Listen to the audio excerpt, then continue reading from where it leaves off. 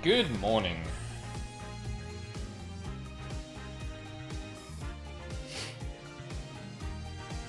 Running a little late because I didn't change time of my Pilates class this morning, and honestly, I probably shouldn't have tried to cook something in the oven for breakfast on a day I was going to be late to shit anyway. Yeah. I'll have to figure that out for the future. But yeah, I think we're not going to waste any time.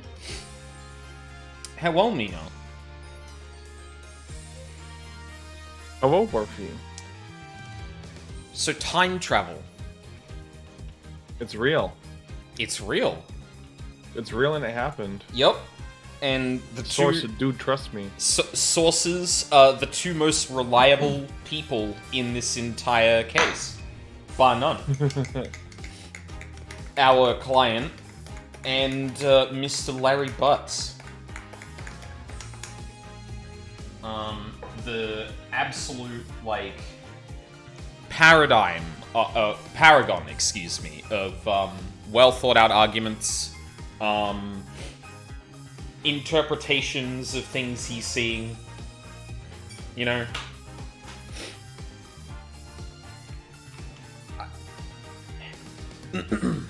So I watched the last I watched the previous stream over again just to catch myself up. And man, like, I do hope they play into this somewhat, like, during the case, but it really, like, this is such a, like, familiar-ish scenario for Phoenix that the idea that he's basically walking into a scenario where Edgeworth is going to have the easiest time ever, like, poking holes in his client and Larry's testimony by just basically eliciting the fact that they all think time travel happened. That, like, I struggle to think of how this is an open and shut. Especially in Ace Attorney world, where the defense has to provide everything to disprove their client's guilt, and the prosecution basically has to go, that seems like the simplest explanation, and the defense can't undo it.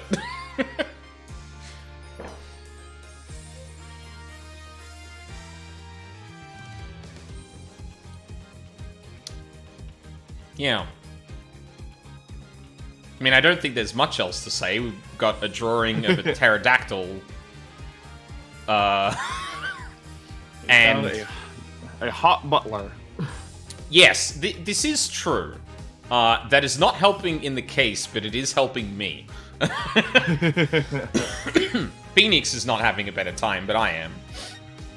It was just so funny when you were like, "Oh, I should voice the character." I was like, "No, hold on. There's one coming." Yeah. No, you were 100% right. Just like when you called out Chilchuck in Delicious in Dungeon. I've got a nose for this sort of thing. You certainly do. Good morning, Mr. Wright. Good morning, Ellen. I see you're still wearing your wedding gown. And I will continue to wear it until our marriage is saved. Oh, sorry.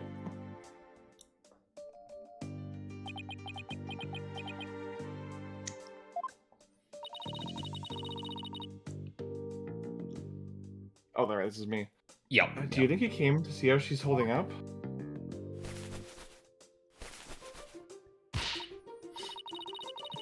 Soren, my love. You came all the way up to the courthouse just to see me? Little old me? Oh, sorry, I don't know what to say. Oh no.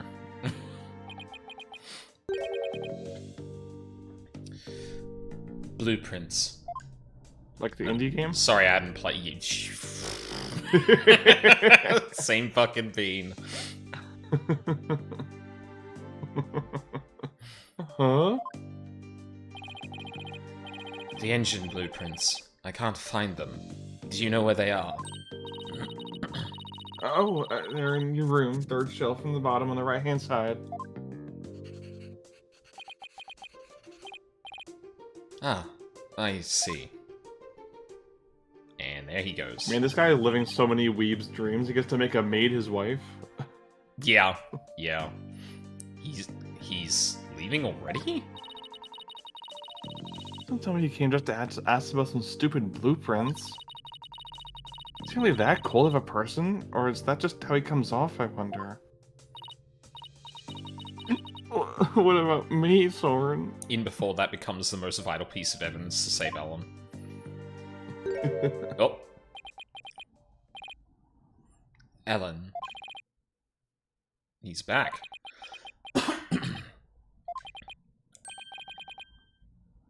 Come home soon. I'm lost without you.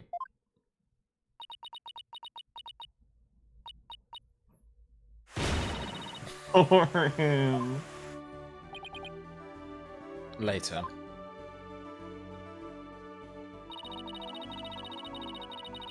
Looks like showing your vulnerabilities is the fastest way to capturing a woman's heart. Who'da thunk it? You should take notes on this, Nick. Please leave me out of this. You know I don't swing that way, Maya. Yeah. I haven't swung that way in a long time. Anyway, looks like Soren isn't big on words. But it's clear that he cares about Ellen. Knowing that, I actually feel kind of relieved.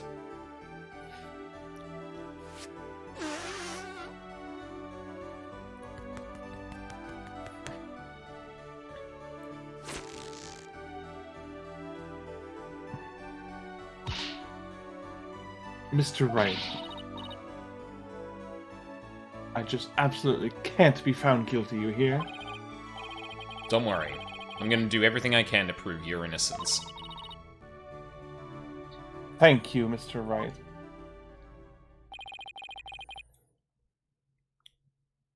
Trial's about to start, sir. Edgeworth. Knowing him, he's not going to yield an inch. So I've just got to fight with everything I've got and save Ellen.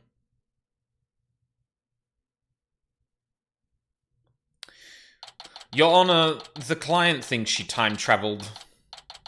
Jail!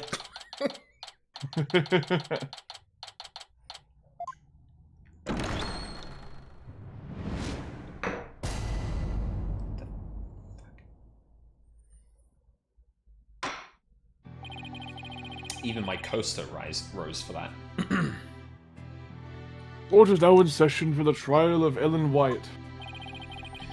The defense is ready, Your Honor. The prosecution has been ready for a while, Your Honor. Okay, Edgeworth. Seeing so many familiar faces gathered together like this, I feel as though I'm at a grand reunion.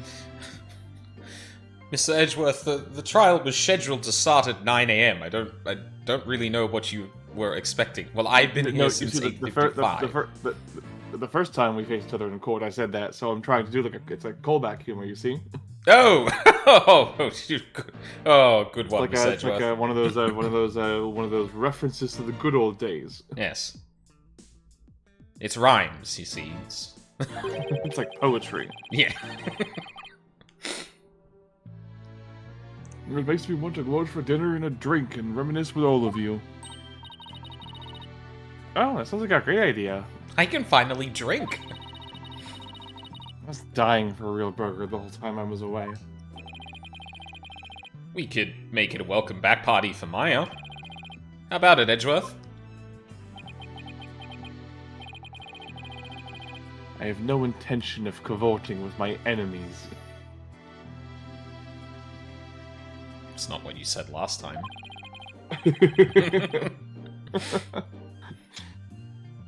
Maya just looks at the judge and does like the jerk off motion. Now then, Your Honor, let us start this trial at once. I see he never got rid of that stick up his ass. If anything, he shoved it in there deeper.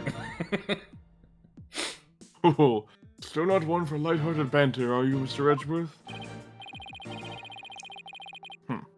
Jokes and good humor are beyond worthless in a court of law.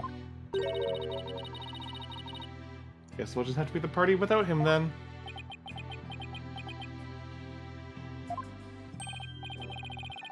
However, were it after the conclusion of this trial, That... I might consider joining you for your little welcome back party. fucking pedant. I certainly wouldn't mind an invite at the very least. As emotionally constipated as ever, I see. Incredible. Now then, Mr. Edgeworth, if you could please go over the details of this case for us. The victim was Dumas Gloomsbury, a servant at the Sprocket household. He was in attendance at the wedding reception that occurred from 7 p.m. to 10 p.m. Mr. Gloomsbury apparently felt some animosity towards Ellen Wyatt, so... A bit after the reception ended at 10 p.m., he assaulted Miss Wyatt with the intent to kill her. The defendant fought back and ended up killing Mr. Gloomsbury. In other words, it was justified self-defense, correct? If that's the case, then the defendant might not be criminally responsible. He's right. Worst case scenario, I could go for self-defense to avoid the criminal charge. I wonder how Edgeworth plans to counter that, though.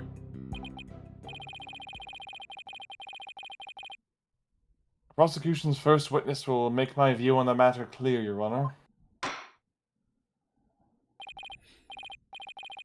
Very well. Bailiff, please bring in the first witness.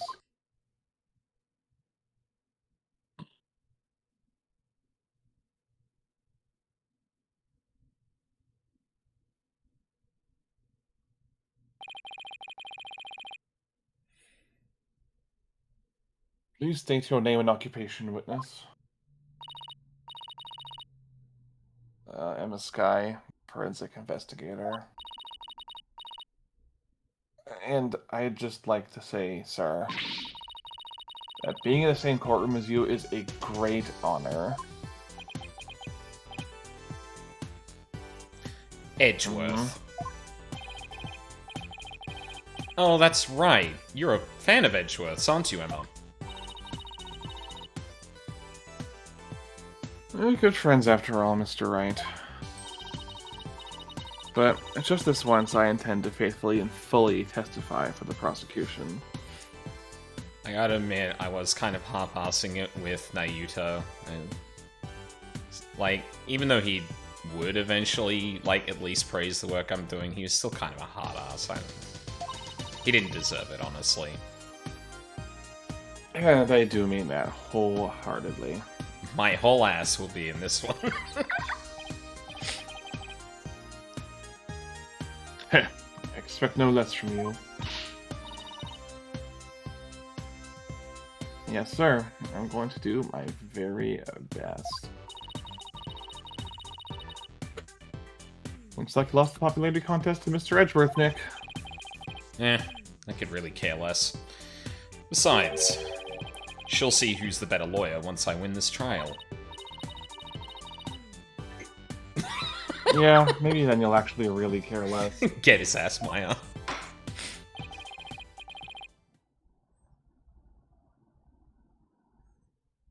Now, Detective Skye, if you please.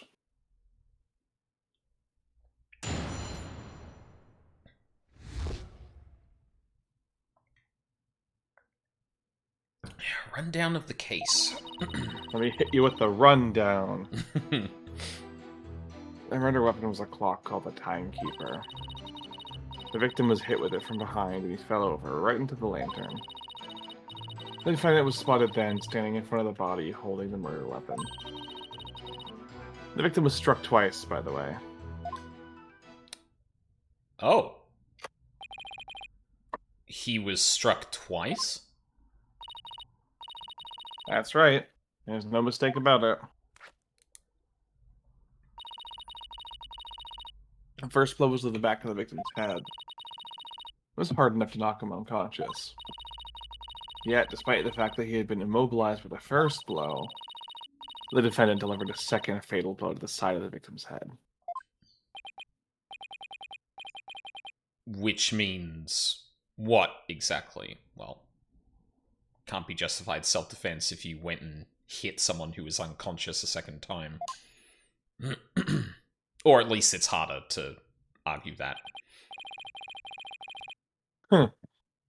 Figured it would go right over your head. Let's put it this way. By striking the victim a second time, the defendant killed her last chance to escape from any criminal wrongdoing. She did? But how, Mr. Edgeworth? Judge, please.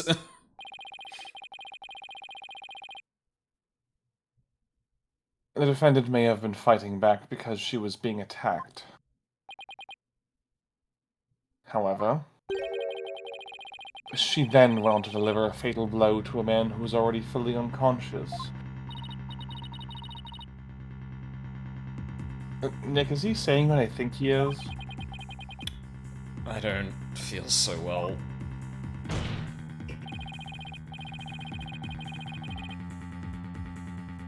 And thus, Mr. Wright has justified self-defense been removed from the table. The prosecution intends to prove the defendant killed the victim with murderous intent. Allow me to belatedly submit the victim's autopsy report.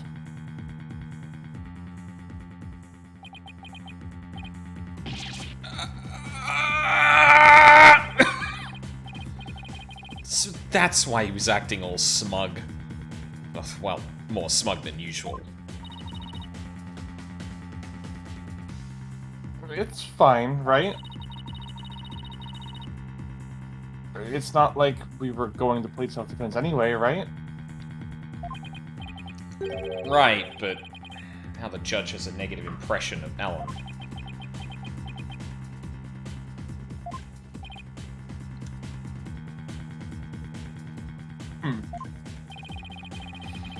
May not get to prosecute much anymore, but he definitely hasn't lost his touch. Bloomsbury's head shows signs of being hit twice. The timekeeper was used as the murder weapon.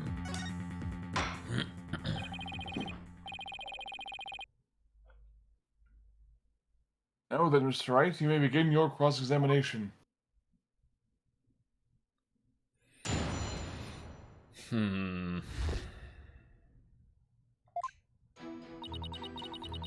Murder weapon was the clock, just like old times. Victim is hit from behind. He fell over right into the lantern.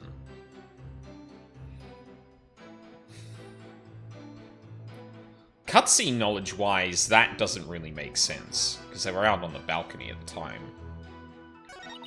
But obviously there's no actual evidence to support that at the moment. And was spotted then standing in front of the body holding a murder weapon. The victim was struck twice. Okay, I don't think there's anything... Ellen saw a suspicious third party on the Vista deck when she was being attacked by Bloomsbury. And for the Flying Chapel... Timekeeper... Pegaball... The note... The Pegamoose. I would die for the Pegamoose. Fair.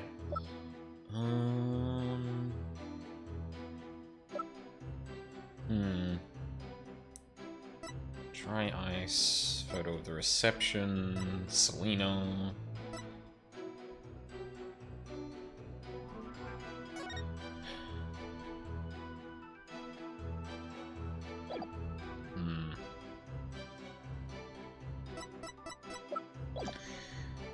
Did we actually say where this happened? No. I guess, like, implicitly, like, people found... Well, witness testimony that hasn't been presented yet is basically that she was in the hall when this happened. I would say there's a chance, given the pedals we found on the body, that he was actually struck the first time in the I guess in... Wait, where is that photo with the... In the hold, okay, yeah. So at least at the moment, it seems to make more sense that he was hit in the hold, moved to the hall where Ellen was found with the timekeeper. I think we just press all these. There isn't anything leaping out at me at the moment. Are you completely sure the murder weapon was the timekeeper? Yes, completely. The shape of the injury on the victim's head matches up with that of the timekeeper. And it's definitely heavy enough to kill someone with. But would the defendant have been able to pick up and swing something so heavy? I tried it myself, and I was able to lift it up just fine. Maybe you're just freakishly strong? I mean, I know you look a bit of a beanpole, but... Excuse me, Mr. Wright. I'll have you know that people on the force know me as the dainty forensic investigator. Sorry. Really? You're hardly a delicate flower. Mr. Wright, this is a court of law. Save your antics for after the trial if you know how. Yes, sir. It won't happen again, sir. Huh.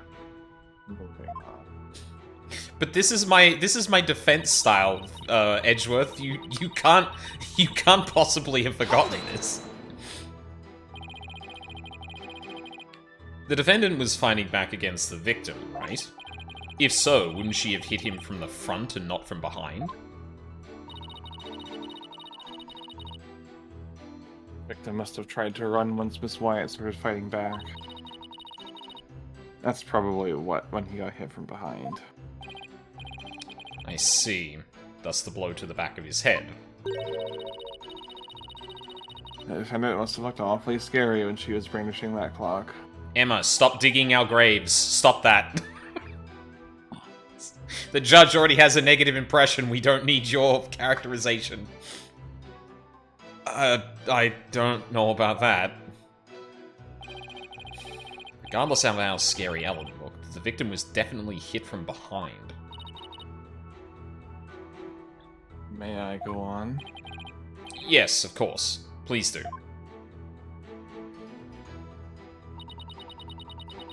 Spotted then, standing in front of the... More on this.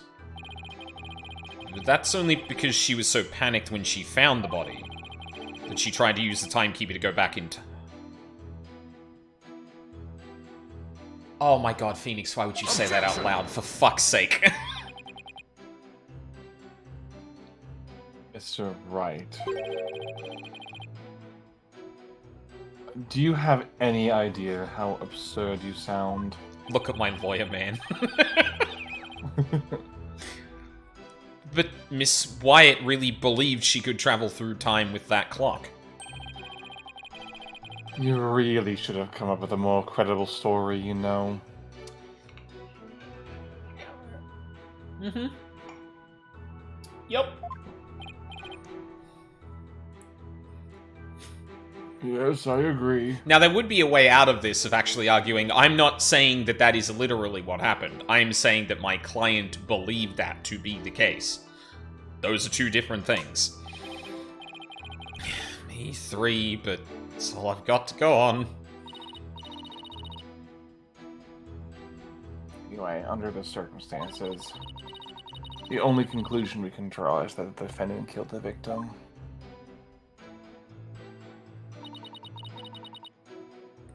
I still think it's sus that, like, we haven't seen any photos. Well, actually, no. I think it's sus that the only photo we have definitively showing Ellen's face is this one. Every other, and even the implied scenes we've seen with, like, witness testimony, has not shown Ellen's face front on. This has got, like, you know, most of it there, but, like... Yeah. Anything else in this? Time of death, 10 p.m. to 1 a.m. Cause of deaths, 10 p.m. to 1 a.m. Huh. Well, I guess, yeah, he wouldn't have died immediately, sure. Cerebral hemorrhage... That makes me wonder if, like... Because Ellen is confused about the timing of all of this, so I'm wondering if there was some incident earlier in the night that led, or that preceded the death, and that we could line that up somehow, but... cerebral hemorrhaging from a strong blow to the head. One contusion was found on the back of the head, and one on the side. The blows were caused by the same weapon. Okay. Hold it! Miss Wyatt must have had a chance to escape after she struck the victim the first time. So why would she stick around and hit him with such a heavy object again? Well, about that. Allow me to explain. Why did she strike him again, indeed? To finish off the victim, of course. This very act clearly shows that she had every intention of killing Mr. Gloomsbury. Ugh. But Miss Wyatt would never do a thing like that. Yeah, I mean, we're I talking know her about... for like one day. We've talked about delicate flowers, like... I don't know. I wouldn't trust her around the pan. I reckon there's an argument that, like, she was so shocked that she just kept doing it. Not understanding that, like, maybe after he was down the first time that he'd stop, but...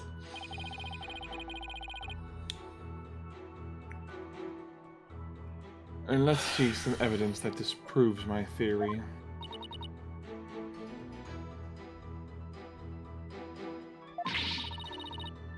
Are you just gonna stand there and take that from him, Nick?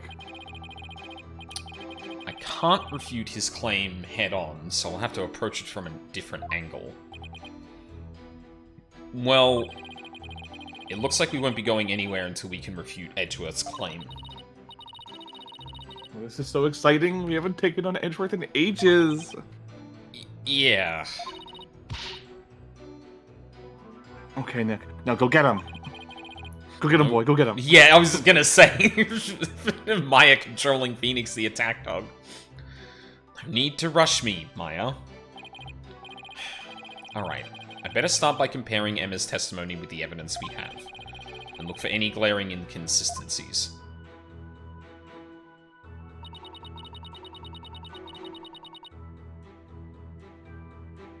Oh, just... Wait. Sorry, what are we... What?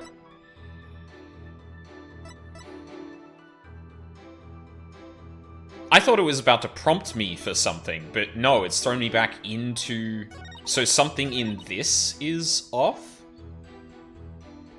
The timekeeper, the victim was hit... So I can contradict something in here.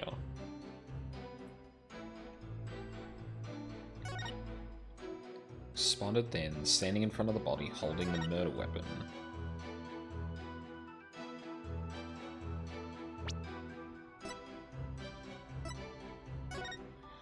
When Ellen was attacked by Gloomsbury out on the Vista deck, she saw in her dazed state a shadowy figure hit Gloomsbury from behind.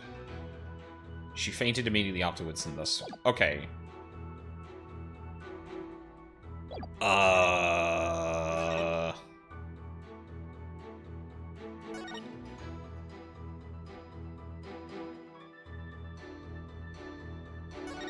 I'm not really sure what it wants me... Because there are inconsistencies I'm aware of. Some of the testimony here implies she was a place she wasn't, because the lanterns weren't on the deck. Or at least, we'd need to have some evidence that they were on the deck.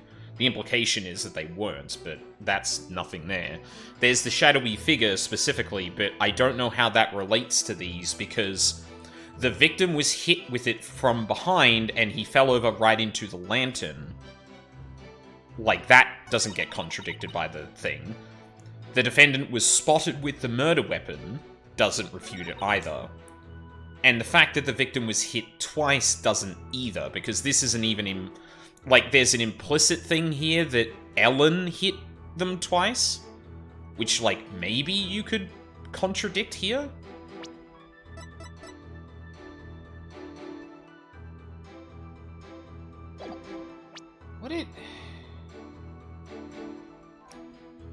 Why did she strike him again to finish off the victim? This very act clearly shows killing intent. Then let's see some evidence that disproves my theory. I can't approach his claim head-on, so I'll have to approach it from a different angle.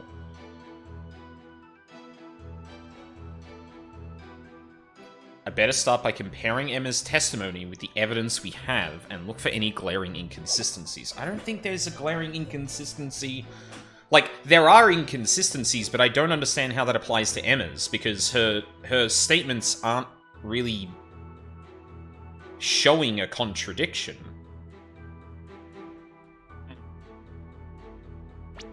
Because this is Ellen's testimony. Someone attacked Gloomsbury from behind. This does not contradict he was hit twice.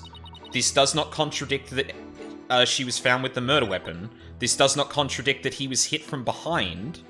Potentially that he fell over right into the lantern, though. Let's take another look at the evidence, right?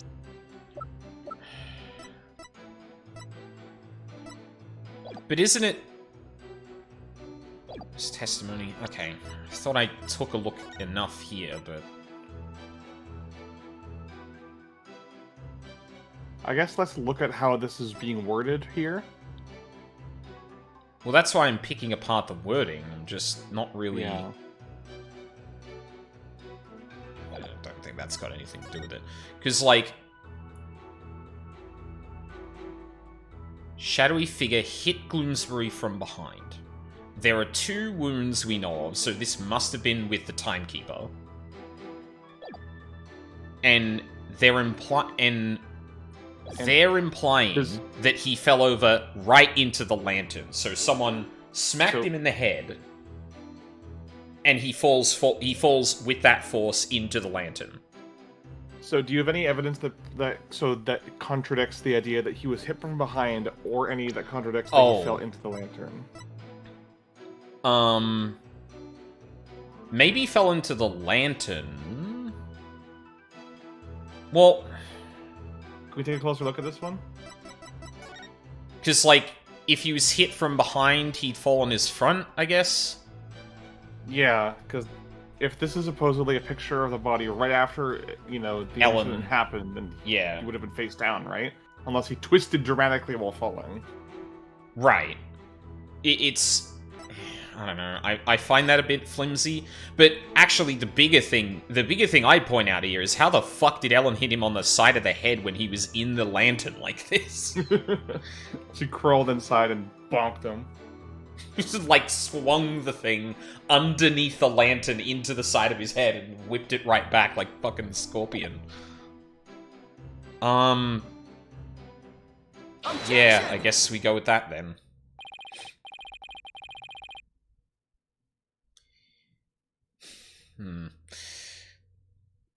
I do...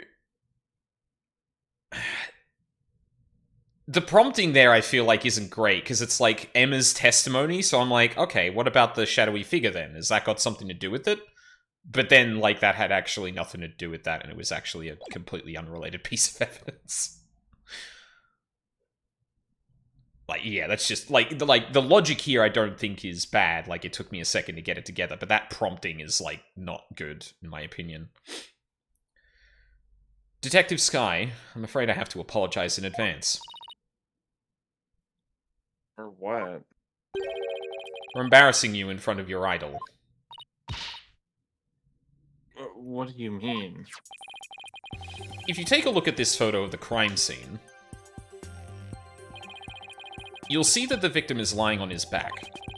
But if the victim had been hit from behind, as you claim, then he should have fallen over into the lantern face down. It's not enough to simply take someone's side, Detective Sky, even if it's Mr. Edgeworth's. Ah. There does appear to be a flaw in Detective Sky's testimony. Mr. Wright, if you think I'm gonna just back right down, then you're sadly mistaken. Emma is unusually fired up today. Don't forget, she's in front of her hero, Nick. If the Steel Samurai came to watch this trial, I want to do my absolute best, too. Listen, Mr. Wright. It's entirely possible that the defendant moved the victim's body after he fell over. In that case, there wouldn't be any contradiction, right?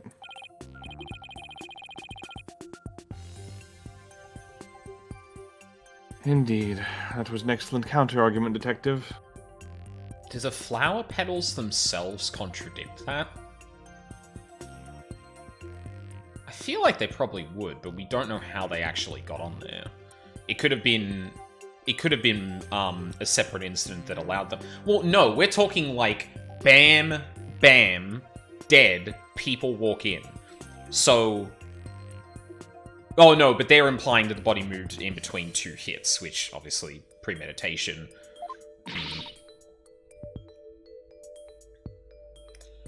Not to me, sir. So, what do you have to say to that, Mr. Wright? Is it possible that the victim's body was moved after he fell into the lantern?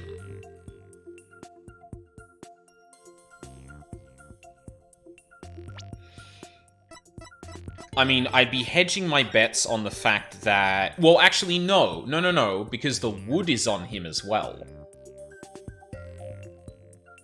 What? Maybe I'm overthinking it. Flower petals as well. Yeah. I guess it does depend on when this actually happened, right? Because if he falls into the lantern, or... Well... knocked out into the lantern... Well, actually... Oh, no, but we're trying to imply that, like... I think I'll just... it's not possible. Sorry, Detective, but there's no way the victim's body was moved after his death.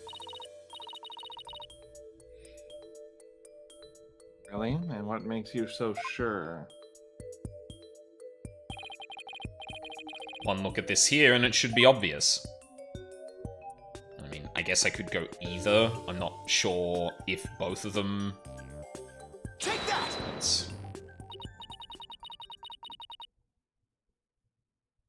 Those broken bits of the lantern? Yes, if the body had been moved after the fact, these fragments would have fallen off of it. But as you can clearly see, they're lying perfectly undisturbed on top of the body.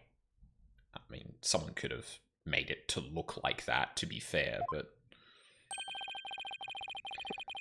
This means that the victim must have been lying face up before the lantern even broke. Oh, you're right. She's angry. Yep. It's the first, like, energy you've ever heard out of her voice the entire case. Yeah. If that's true, then when was the victim killed? I mean, the lantern was still whole during the reception, right? Right. Which means we've just overturned a major assumption about this case. If the victim was already dead before the lantern was even broken, then the body must have been inside the lantern since before the reception started. In other words, the defense asserts that the victim was killed before the wedding reception. What?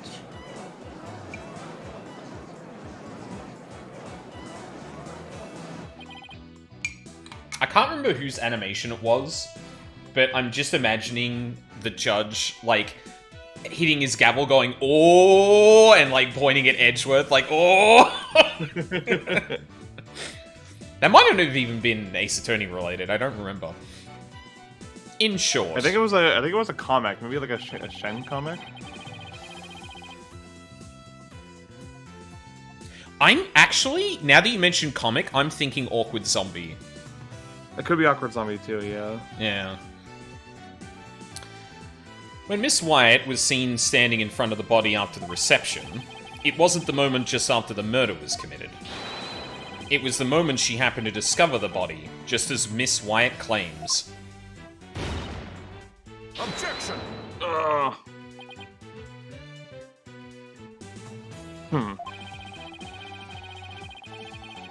Whether the act was committed before or after the reception is entirely inconsequential.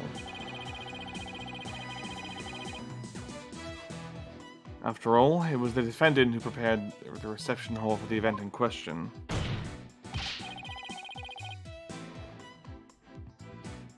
Therefore, when the murder occurred, it changes nothing with regard to her guilt. Fucking objection?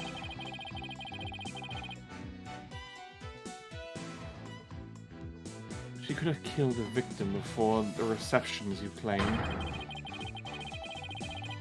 And then tried to hide his body in a lantern after the event ended. Yes, but that expands the amount of time we need to examine, thus your initial argument is wrong, Edgeworth. Objection!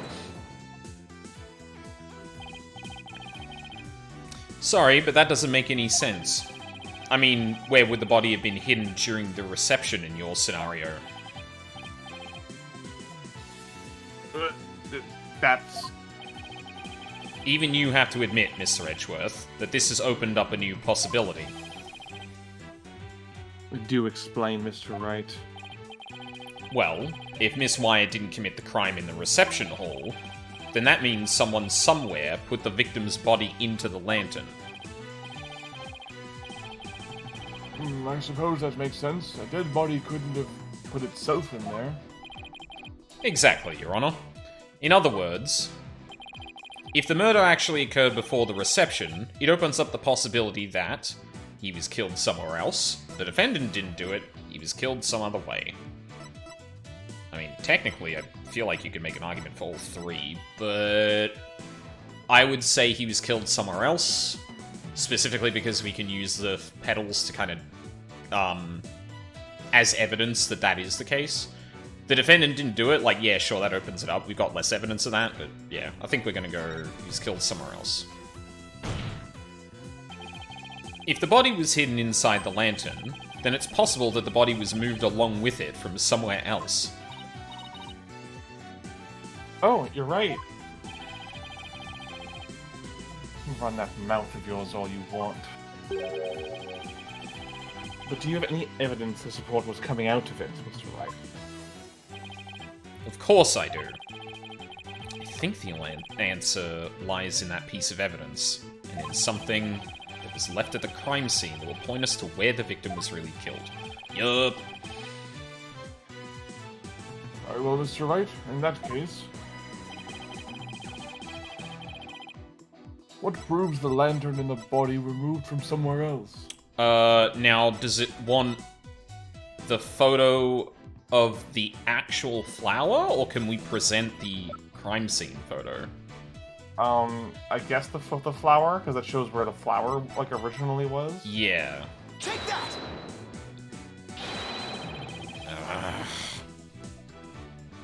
Sure, okay. This proves that the murder took place somewhere other than the reception hall. I get... No, you know what? It's because we didn't point out the flowers when we were doing that initial discussion with Emma. So we don't know that it's important, and we can't tie it to this piece of evidence yet. Right, I can't say that I follow. I do feel like there's more opportunity for the game to actually count for... Like, I feel like... I don't remember what case it was. I feel like there was a case where if you presented a certain piece of evidence, the game was basically like, okay, you're on the right track, but that's technically not what we're looking for, and you didn't get punished for it, right? I feel like there's more opportunity, and this is obviously retrospective of the entire series, where, like, you present a piece of evidence that maybe is, like, the next one down, and the game recognizes, oh, okay, you're at this point of your logic here, so make you link it back to the other thing and kind of handle both scenarios. It feels a bit annoying when it's like, well, assuming that what we're about to do is point to the flowers on the body and then point to the flower in the photo, that I can't do it the other way round. Like, yeah. It's a small thing, but, like, yeah. Yeah, it's pretty stupid. And, are we reading this? Okay. Oh, That piece of evidence... we okay, can just skip it, because it's the... yeah. There wasn't That's so mean. There wasn't even much of a joke there either, so...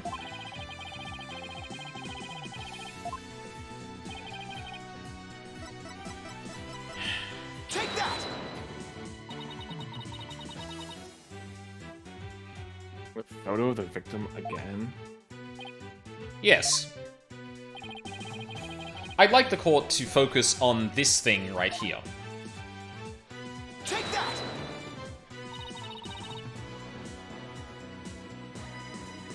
Flower petals, Mr. Wright.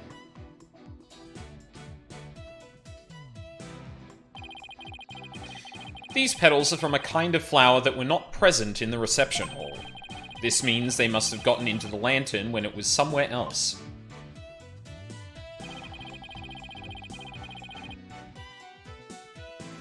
And just where do you propose this somewhere else to be, Mr. Wright? I propose that this piece of evidence will tell us where... Yeah, I feel like it wouldn't be too hard when planning this out to be like, well, they could actually make this connection in the opposite way. Maybe we can allow the player to be able to do that. Like, I don't...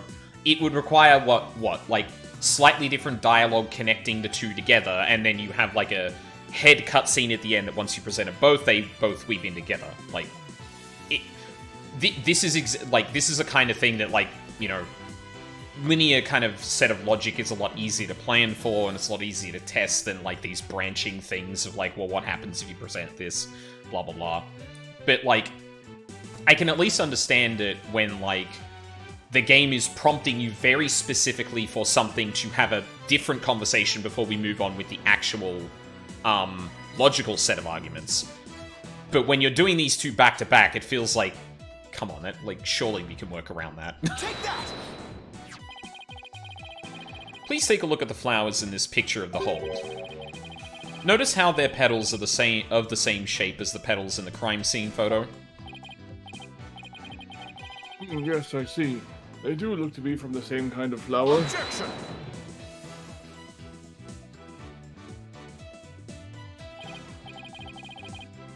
Is that really all you've got? This rather conclusive piece of evidence? Yeah. A flower is a flower is a flower. They're all the same.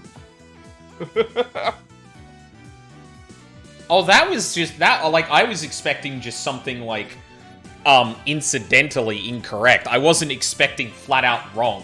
What the fuck do you mean, Edgeworth? I would hardly call what you presented compelling evidence.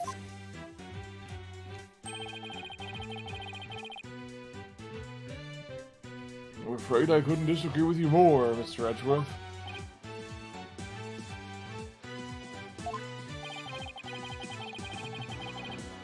I gave a flower of this type to my lovely wife once when we were young. So I can assure you that this is a very meaningful and compelling evidence indeed.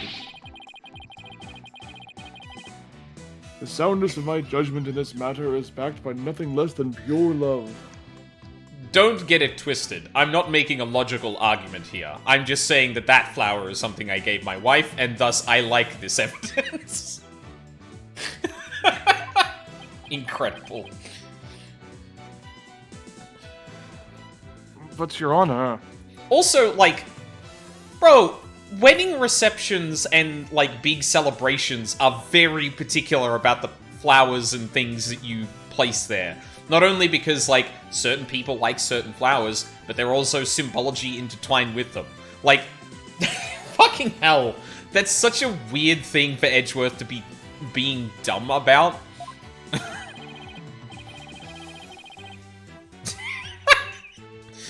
Let it go, Mr. Edgeworth. It's clear you don't know much about flowers. It's not like you have anyone you'd act...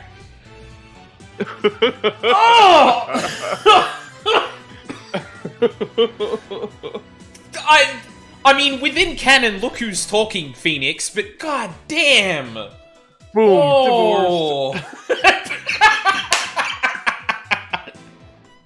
divorced. It's the boom divorce text, but with Phoenix just slamming the fucking the defenses to sand. Oh god. But maybe you should study up on them, just in case the opportunity presents itself. Oh. This from a man who only knows the names of 3 types of flowers. That's hardly relevant to the case at hand. And how do you know that, Edgeworth? Yeah, exactly. The defense asserts that it's highly probable that the victim was killed in the hold. If the body was then placed in the lantern and moved to the reception hall for some reason,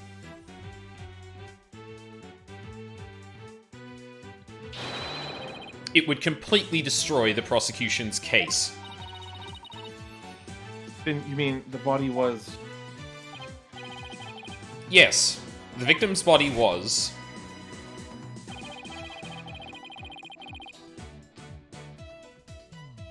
Wait, which one was he found in? He was found in a bull, yep. And what was the...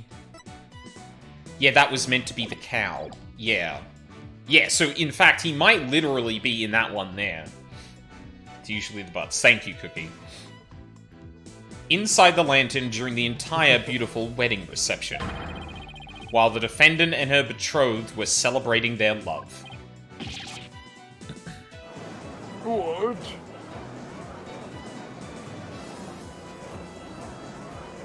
Objection!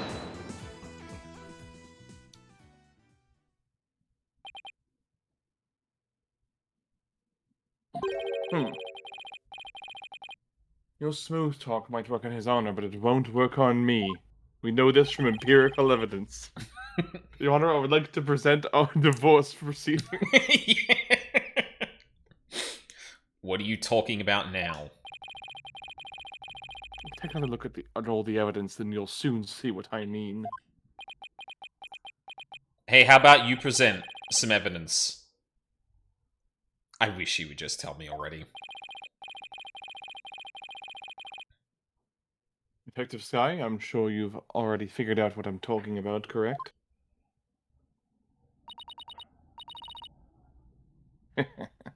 Of course, sir. Mr. Wright is the only one here who hasn't. Hey! Maya mightn't have. Why don't you leave this to me, Mr. Edgeworth? Very well, let's see what you can do.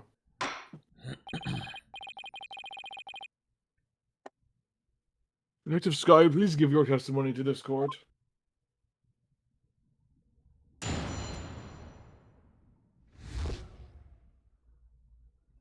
Prosecution's rebuttal. The victim could not have been killed before the reception. Yeah, that doesn't... Well, I mean, 2 strikes, 1 could render him unconscious. And we know... Well, I theorize, at least, that he, tried to get out of the lantern, which is why his hand is bloody. So, it is possible that he was knocked out before, locked in the lantern, and then killed later. The autopsy report states that the estimated time of death was after the reception. Mm-hmm. And that estimated time of death is correct. There's no way it could be wrong.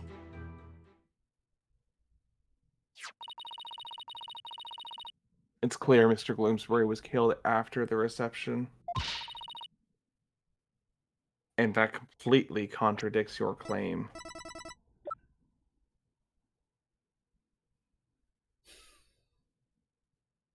I mean, even if it's dry ice and emitting vapor, I feel like that wouldn't be cold enough to actually adjust the time of death. And again, the scenario I just presented, which is that he was actually awake inside the lantern at some point, which is why his hand is bloody, is a lot more plausible. So that he was hit once, locked in the lantern, and then killed afterward. Which doesn't necessarily contradict this claim. But what it would do is it would establish that there was a single blow made around the time of death, which does a couple of things. It means that the self-defense thing might be a bit more logical, but it also seems to imply that a hell of a lot more orchestration, which I don't think Ellen could have done. We can unwrap that.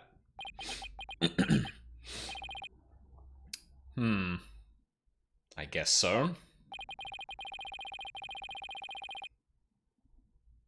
Tell me you tell me you took at least a cursory glance at the autopsy report, Mr. Wright. I mean, I'm pretty sure I called this out the second I saw it.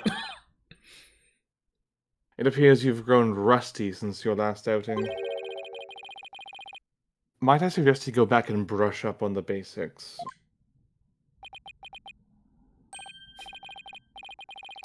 Sure. Though I must say, you're as cocky as ever, Mr. Edgeworth. I beg your pardon? What are you trying to say, Mr. Wright? I'm just saying that I'll go back to basics, if that's what Mr. Edgeworth wants. I'll prove how badly he's underestimating me with a good old-fashioned cross-examination.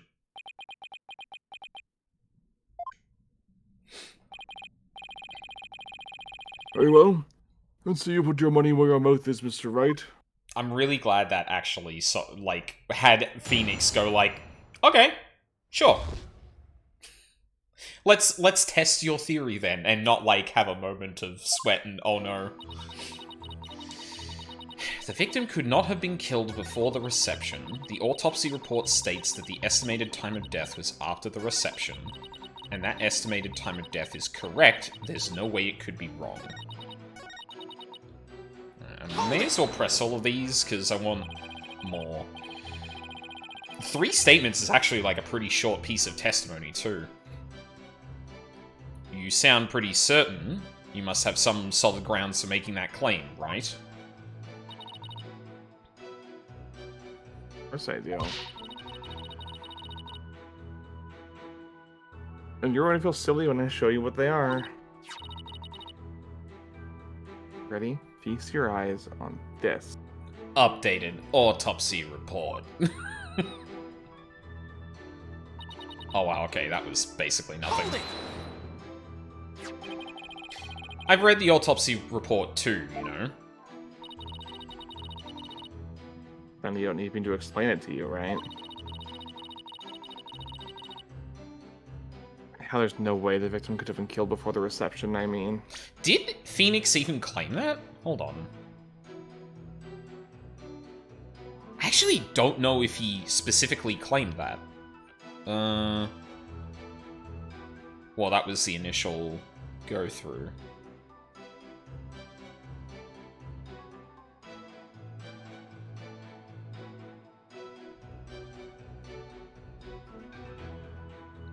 Yeah, no, he actually didn't claim that he was dead by then. Or at least, yeah, it looks like he didn't directly claim that. Detective Skye, I think you've overlooked something big. Now, Why don't you take another look at the evidence? I've already looked at all the evidence, and quite carefully too, I'll have you know. Detective Skye, do not be taken in by his verbal antics. He is simply bluffing, as always. Right, sir.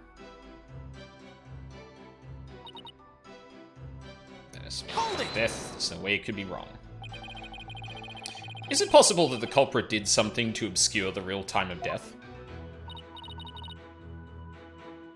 No, not in this case. There was no snow or anything to keep the body from decomposing. There's no fridge on that airship big enough to fit a body into. So you've already checked into that, I see.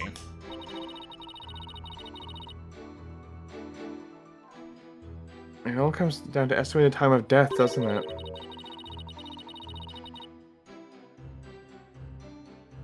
Couldn't the killer mess with the victim's time of death by keeping the body on ice? Yeah, if they had the means to. The prosecution is treating the estimated time of death as an absolute. But is it really?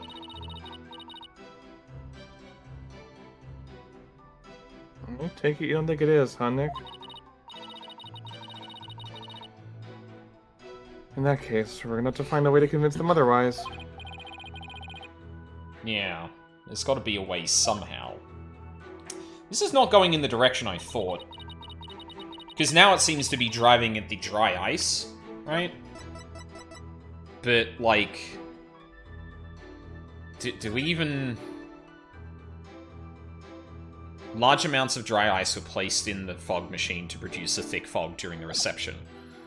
Now, like, I could be wrong, but based on my own experience with dry ice, a friend of mine got, like, very specialized eye drops they need to put in their eyes, and it was delivered in dry ice. The implication being that, like, they'd keep them, like, good until they could be placed in a freezer. So it would have the same effect. Yeah. But I guess, personally, I wouldn't even be thinking that. And honestly, this is going in a strange direction, too. I thought the most obvious next thing to do would be actually look at the hand, right? Because the whole thing there is that it seems to suggest that,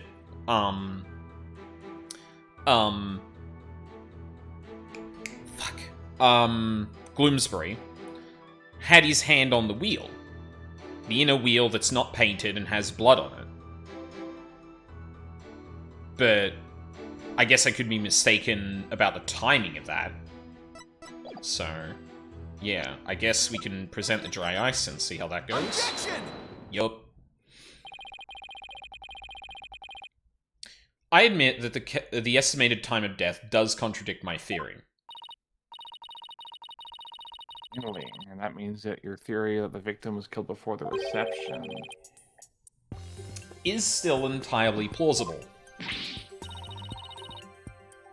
What makes you think that?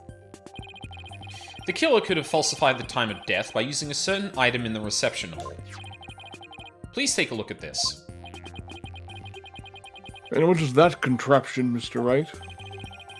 It's a fog machine, Your Honor, used to create a special romantic atmosphere in the hall. And this machine could have been used to falsify the time of death? Yes, Your Honor, because this machine uses dry ice to perform its magic. Dry ice? Oh yes, the super cold stuff commonly used to make theatrical fog, right? I see, so your claim is this dry ice was used to keep the body cold?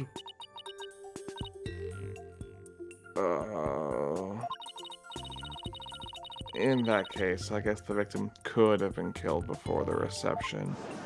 Fuck, dude. Shit, fuck. My ass is getting fucking fired.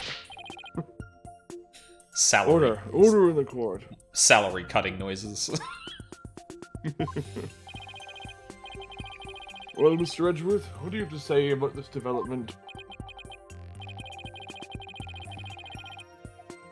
That the victim was killed in the hold before the wedding reception? The prosecution acknowledges the possibility of this claim. Now we're getting somewhere.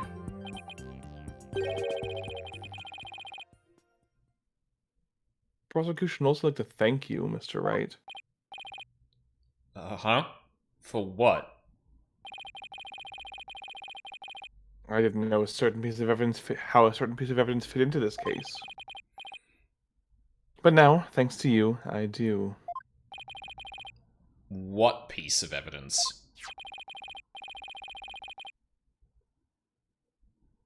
To get into the hold, one needs a key card like this one. Do we not have that in our evidence? Oh, I guess we don't.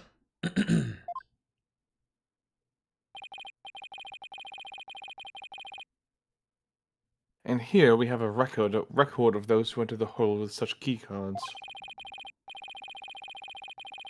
The time's unspecified, but there are at least 3 entries on the day of the murder. Pierce, huh? I see. Warfy, do you really think that the Ace Attorney of all series would do a plot as cliched as the Butler did it? No, of course not. That'd be silly. And as you can see, the last person to enter the hold that day was the defendant. We know that card was dropped somewhere, and Larry may or may not have been actually using it. Like, So the one who moved the body out of the hold must have been... That's right, it was none other than the defendant. objection. There are no times tied to those. You don't know when this actually happened. That's not how that works. In fact, that is explicitly why that information is obscured from this piece of evidence, because otherwise that would be too much of a silver bullet.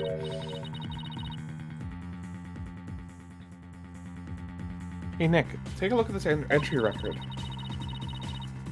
There are a couple other names on here aside from Ellen's. Hey, you're right. According to the entry record, Mr. Edgeworth, Pierce Nickety had also gone into the hold. Isn't it possible that he could have been the culprit? Objection! Wow, lampshading that real fast, aren't we? Sorry, but Mr. Nickety was escorting a few of the guests at the time. That's convenient, so he has an alibi. I'm sure they would be happy to testify to that fact if you'd like. It's very funny in games like this where, like, you have to be thinking and questioning things. You catch on to certain, like, patterns and stuff like that. So it's really funny to hear, like, oh, but this person has an alibi, and then I'm like, so they're a possibility then. So that is actually a person that may have done this if, I don't know, the person did the most basic thing they could have and created an alibi by orchestrating complicated murder.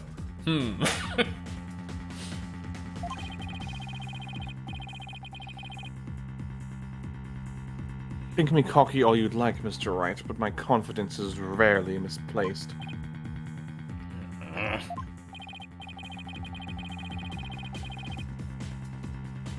Now then, it's probably safe to assume that after killing the victim in the hold, the defendant moved his body to the hole in order to dispose of it discreetly. Why would that be discreet? Oh. What do you mean by discreetly? The defendant volunteered to take care of the reception's cleanup personally. She's a maid. She also would just impulsively cleaning, Edgeworth. Are we about to point the finger at anyone with OCD that said, like, oh, I'll clean something up and then found a body? Like, what the fuck? That means she would have had the chance to dispose of anything in any way she wanted. Including taking the lantern off the airship without raising any suspicion. What? Sorry, are you implying she was going to clean the entire airship?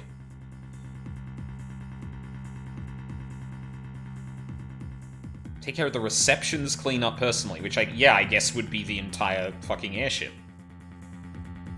But again, this just, like... just feels like that is actually fertile ground for someone to frame her, if she felt so compelled. Don't tell me you didn't know about Miss Wyatt volunteering for cleanup duty, Mr. Wright. Well? Oh. It's taking a hot second to load Ellen's elaborate animation. Jesus Christ. The power of the DS. The frying pan, fuck. For my last task as a servant of the Sprocket household. We have to load every one of her animations whenever she's on screen. I offered to take care of the preparation and clean up with the reception banquet. I see. Ah, Look at you, sweating buckets like a rookie, even after all these years. Nevertheless, thank you for proving the only person who could have killed the victim in the hold is Ellen Wyatt. Edgeworth, you were literally involved in a case where people were passing around passkeys to an evidence locker. Are you fucking stupid? Is he stupid? Does he know? Yeah, for real. Great job, Phoenix. Now we're back to square one. Like, I'd also hate to use my own, like, you know, career experience and stuff like that, but, like, if people try and get into buildings, they usually try and pass their passes off as other people's. This is, like, the very first thing you should consider if you're ever looking at evidence for shit like this. It's, like, that is, like, there might still be, you know, culpability of that person for either losing their pass or being, like, you know, flippant with it, but no. It's a good indication, but it's not airtight.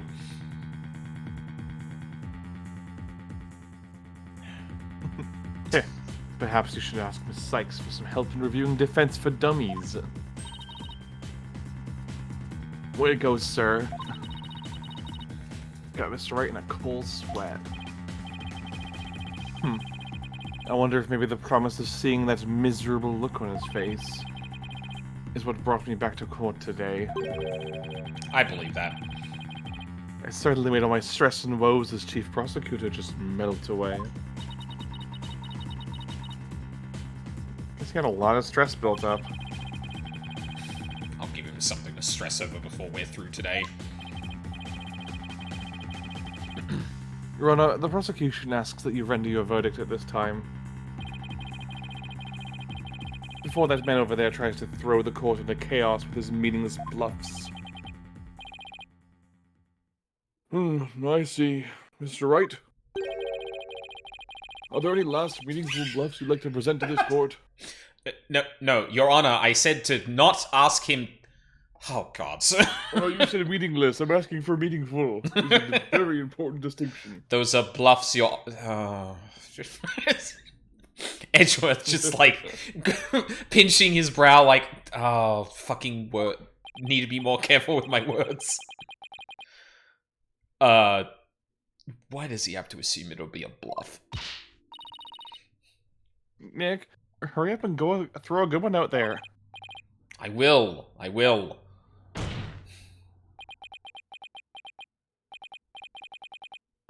Well, alright then. Let's see. I've got it. How do you know it was Miss Wyatt who used her keycard? After all, if it turns out that somebody else used her card, it would mean Miss Wyatt didn't do it.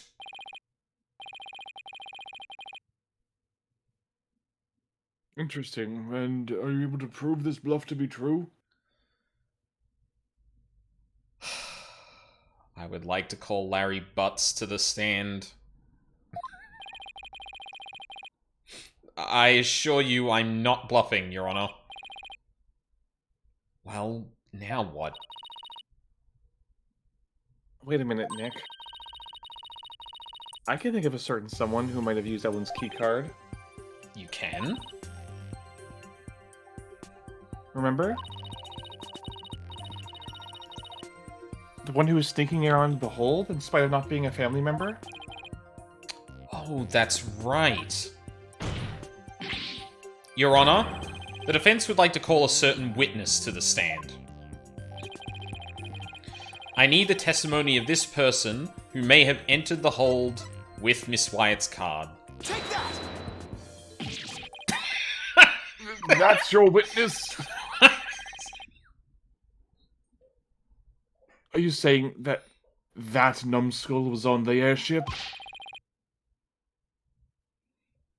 He never breathed a word about this to me. That's not surprising, because Mr. Nickety told him to keep quiet about it. But Mr. Butts himself admitted it to me. He claimed to have found a way to sneak into the Flying Chapel's hold to see Miss Wyatt. This photo he took and gave to me is proof.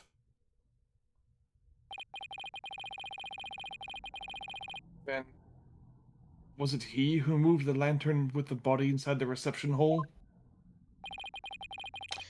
You know as well as I that with him, anything is possible. And this is one possibility we should definitely look into. I can't believe this. What in the world is he doing mixed up in this? Come on, Mr. Edgeworth. Remember what we've been saying since elementary school? Say it with him, chat. When something smells, it's usually the butts. Oh, I actually quoted that wrong in the title. Fuck. That's okay. Regional dialect. It's Yeah, a regional dialect. yeah. Yeah, it's the Australian way of saying it. Really? Exactly. I'm from South Australia, and I've never heard that myself. Oh, no, it's a Melbourne phrasing. I see. It's more of an Adelaide thing. Yeah. Oh, that Larry. He'll pay for this. Well, if you want to extract your payment now, he's right up there in the gallery. Yikes! Yipe! Bailiff sees the witness before he makes a run for it. No! Why does this stuff always happen to me? Sorry, Larry, but you brought this on yourself.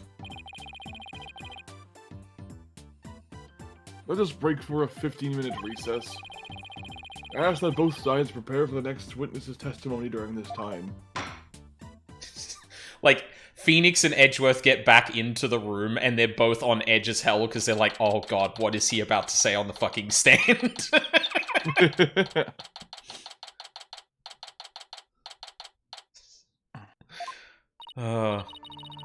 Wow, it's been a while since I've had this much fun and excitement. Speaking of recesses, actually, we should take a little short one here. Little bricky?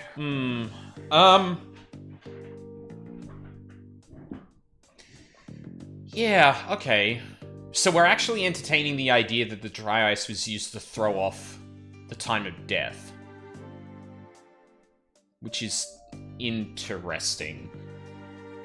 I don't remember, when dry ice completely, melts, doesn't it just immediately evaporate? So there wouldn't be any evidence of the...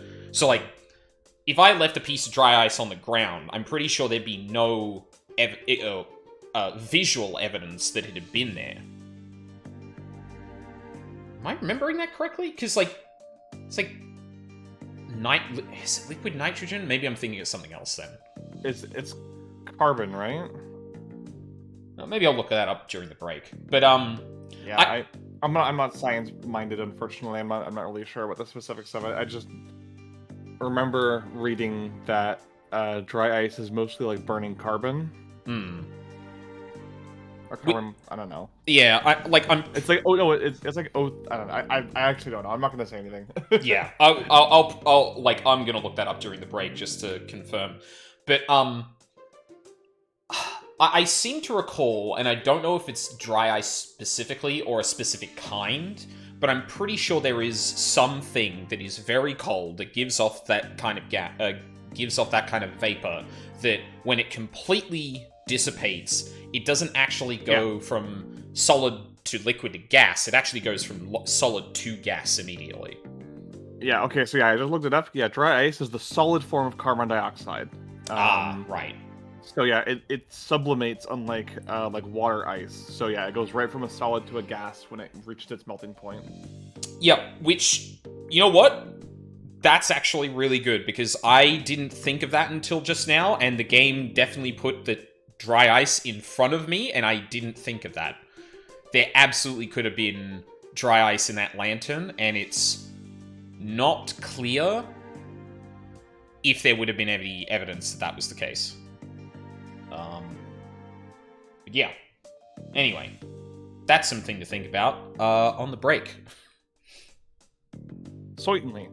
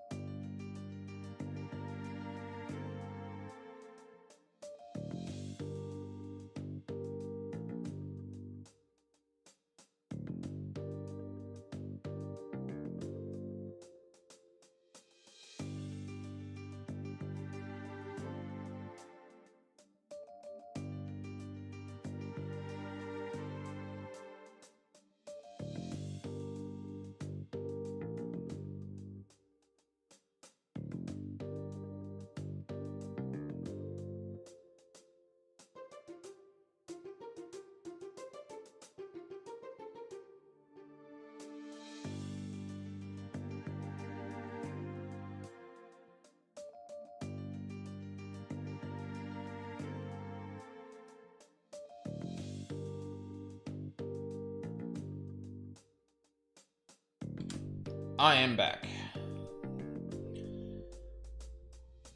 I think it's sublimation of dry ice that allows you to make that makeshift bomb to escape out of the ice room in 999. Oh, you're right! Oh my god, I completely forgot about that.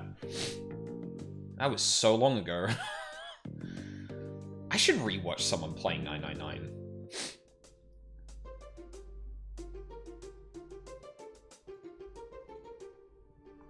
It's been a minute.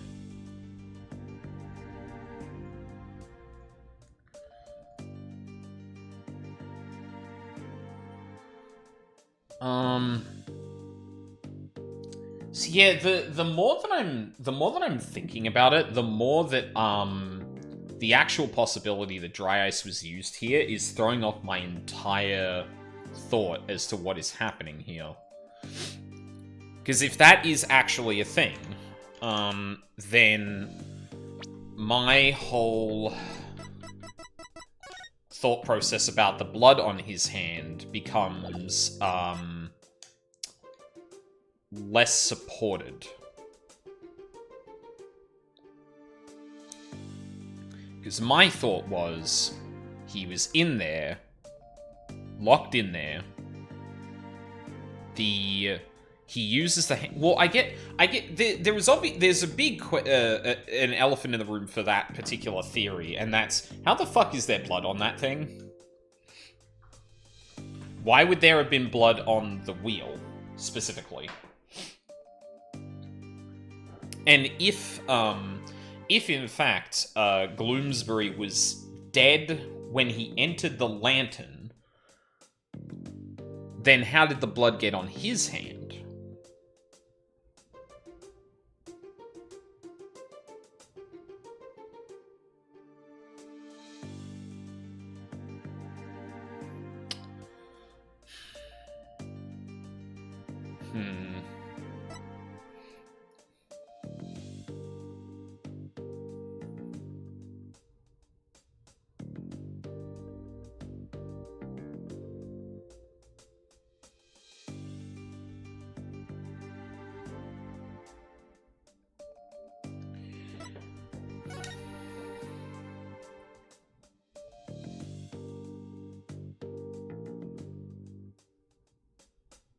Like, we know blunt force trauma was used. Specifically, what was it? Cerebral contusions? Or cerebral hemorrhage. And given there's no, like, blood on the murder weapon itself, like, it's very unclear where this blood has come from. Now, I would bet there is a connection between the bloody hand and the wheel, but it's unclear which way it goes, right? Did his bloody hand put the blood on the wheel, or is it the other way around?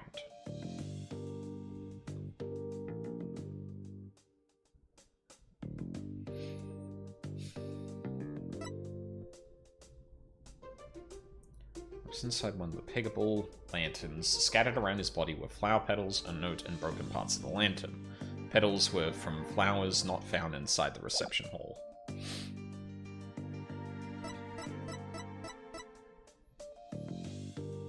Hello, I'm back. Welcome back. Just been pondering what this dry ice deal would do to my theory at the moment. Because my initial guess was that Gloomsbury touched the bloody wheel, trying to get out. But everything we've seen so far seems to suggest that he might have been dead when he was in the lantern. The time of death not being a clear clear contradiction of that now, because the introduction of dry ice, which also means that, at least from what we've just discussed, there would be no evidence that dry ice was even here, because it immediately turns to gas.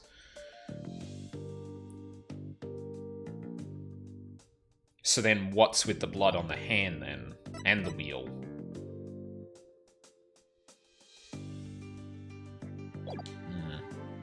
Curiouser and curiouser. Indeed. Just want to see what Larry has to say.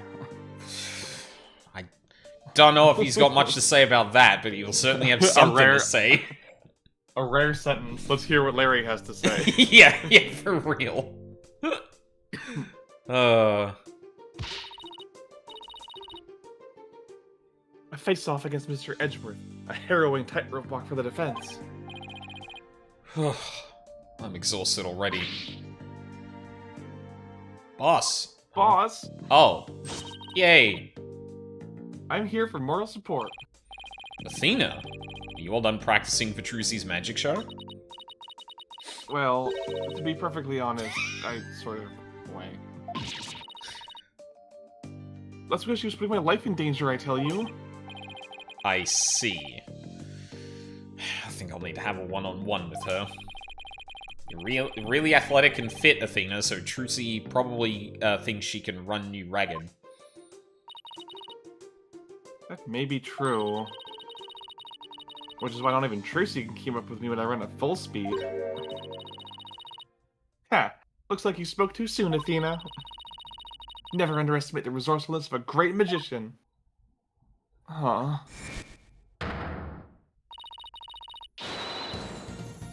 Magical girl Trucy Wright is on the scene. Is this the first time Maya and Trucy have been in the same room?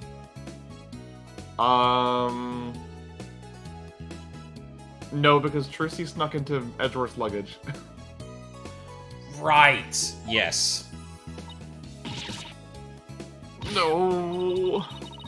Now, Athena, it's time to practice human combustion magic. Huh? Go on, douse yourself with this gasoline. But don't worry, it's a magic trick after all, so it's perfectly safe. Alright, timeout. Nope. Run away! Damn it, Trucy. Hey you, you're not getting off that easy. My moral support. They Maya! know so well, don't they? Oh my god. Reminds me of the good old days. You, me, and Pearly. Oh, and Detective Gumshoe. Can't forget him. We had all kinds of fun on the crime scenes back then, remember? I don't remember anyone being lit on fire. Leaving me to do all the serious investigating, as I recall. Court will soon be back in the section, Mr. Wright. Oh, sorry. Go ahead. Right. Thank you. So, Larry's the next witness, right? Oh, I can't wait to see what happens. Sadly, I can already imagine it. Shot of Maya, complete, like, sunshine and rainbows. Shot of both Phoenix and Edgeworth, sweating and dreading what is about to happen. Dear Lord. Court will now reconvene. Nick, Edgy, the two of you are gonna hang me out to dry, aren't you? No, not the both of us. Just Mr. Wright. Nick, how could you? I don't really think he did it, of course, but I've got to use whatever leads I can. Mr. Butts, there's a possibility you moved the lantern that had the dead body in it. So if you want to clear yourself of any suspicion, all you have to do is testify.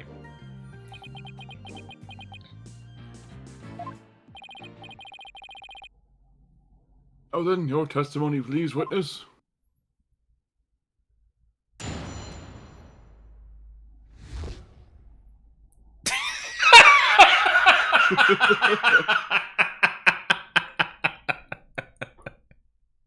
Excellent.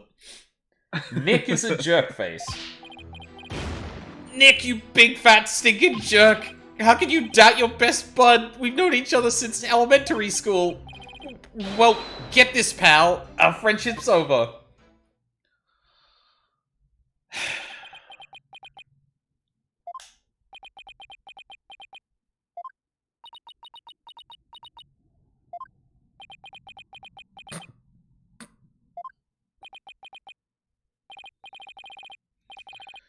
Well, go ahead, Mr. Wright. He's all yours. Why me?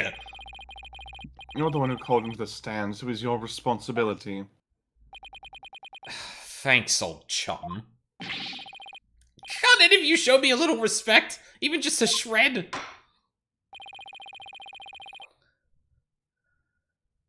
Right, cross-examine the witness, Mr. Wright. Can I get more testimony? What do you mean? I would if there were any testimony to cross-examine.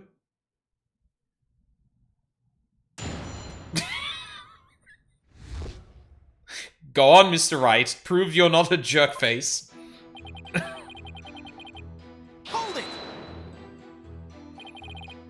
Come on, Larry. Can't you please give me something real to work with?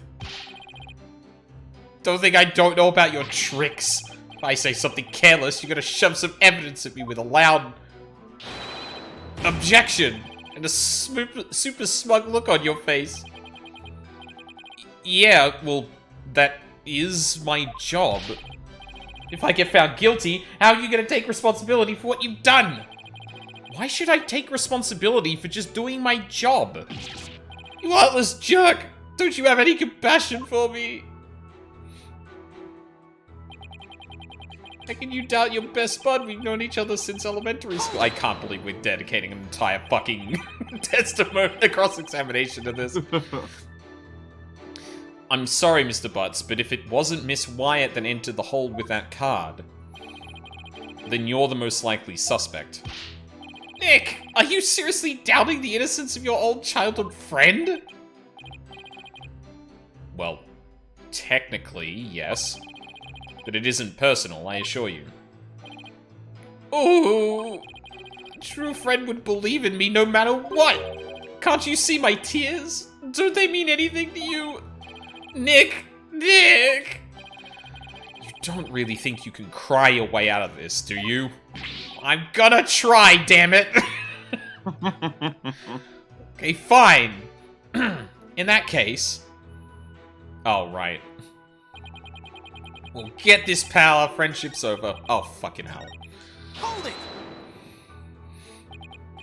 Larry, listen to me. Shut up! I don't talk to you anymore. This is getting us nowhere. Come off it, Larry. If you don't quit fooling around and start testifying, Miss Wyatt will be found guilty. For real?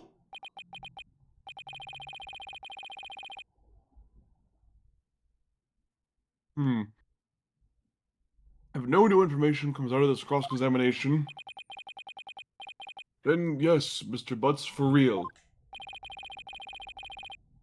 Not that I would have a problem with that myself.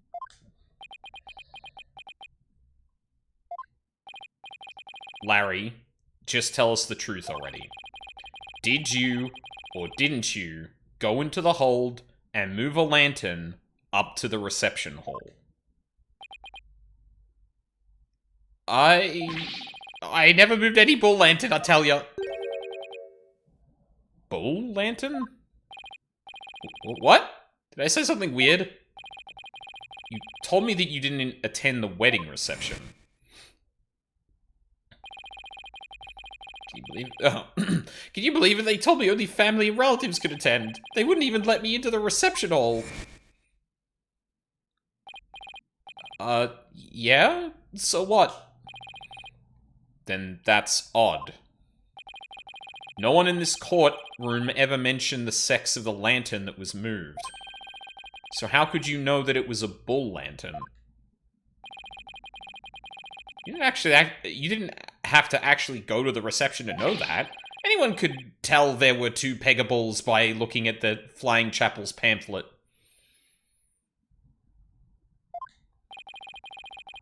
All I can tell right now is that there's a strong scent of bull in the air in here. Please add that last statement to your testimony, Mr. Butts. Anyone could tell there were two Pegabulls by looking at the Flying Chapel's pamphlet. Well, why don't we read the pamphlet together, Larry? I want you to take a look at this, Mr. Butts. Because unfortunately for you, the pamphlet clearly shows a Pega cow and a Pega bull in their example diagram of the reception hall. Huh? But on that day, instead of putting a Pega cow and Pega bull out for the bride and groom, there were 2 male Pega bulls on display.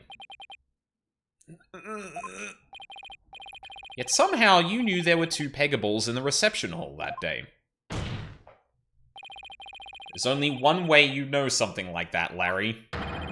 It was you who moved the Pega bull to the reception hall, wasn't it? Ah! Larry, you didn't. Mr. Butts, did you move the lantern containing the victim's body to the reception hall? That's what it looks like. What? Fucking...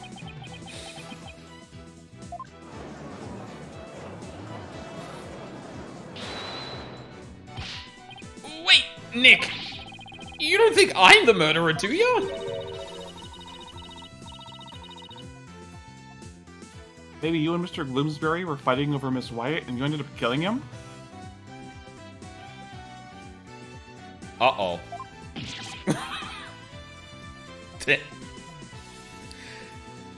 I hate that that actually kind of makes sense. Maya, not you too. Look, I did sneak into the reception, but that's as far as it went. You know me, I wouldn't hurt a fly. You snuck into the reception? Yeah, sure. Some of the Sprocket men caught and locked me up in one of the cabins. It was pretty awful, actually. But that's when I made that drawing of the pterodactyl I showed you, Nick. Oh, God damn it, Larry. Stop it. Yeah. Ixnay on the Aerodactyl T, Larry.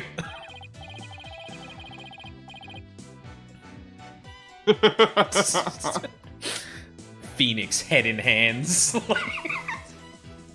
Mr. Wright, not even you would take this farce this far. Would you?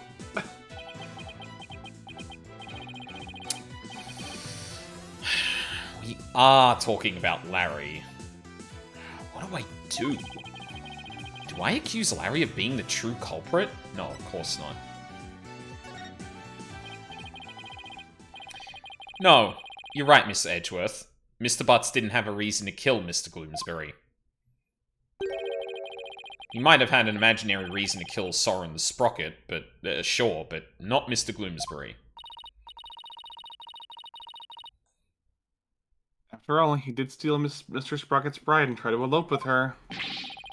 Just because I tried to steal someone's bride doesn't make me a murderer.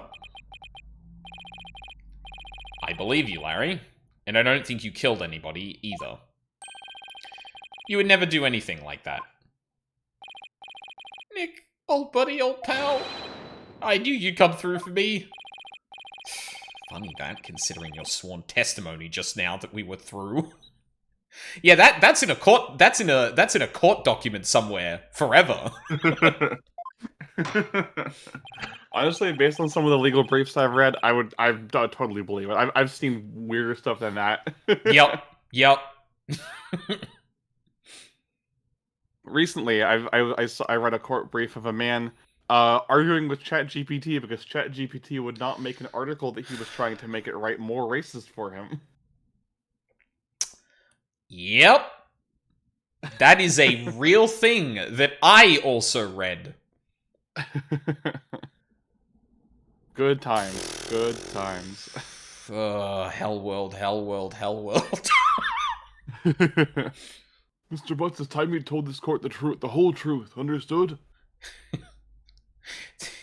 I started playing the Talus Principle, and it was like, hey, what if AI, could you consider AI real people? And it immediately went, oh no.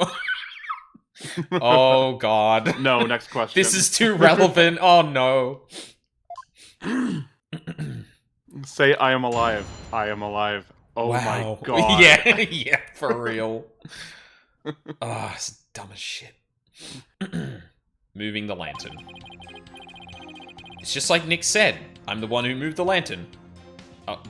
Okay.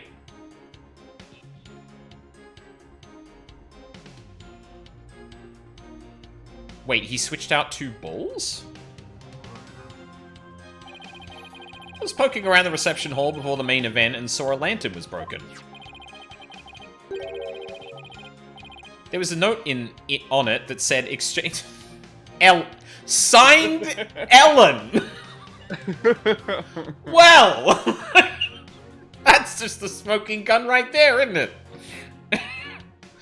There was a note on it that said, exchange with the one in the hold, Ellen. So I decided to do Ellie a favor. Whoever left that note knew exactly how to get Larry to do something, though. Yeah, for real.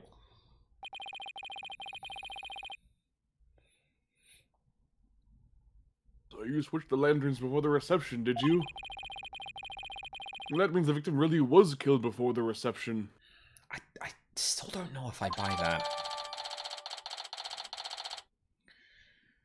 Larry wheeled it from the hold to the reception hall before the reception began. It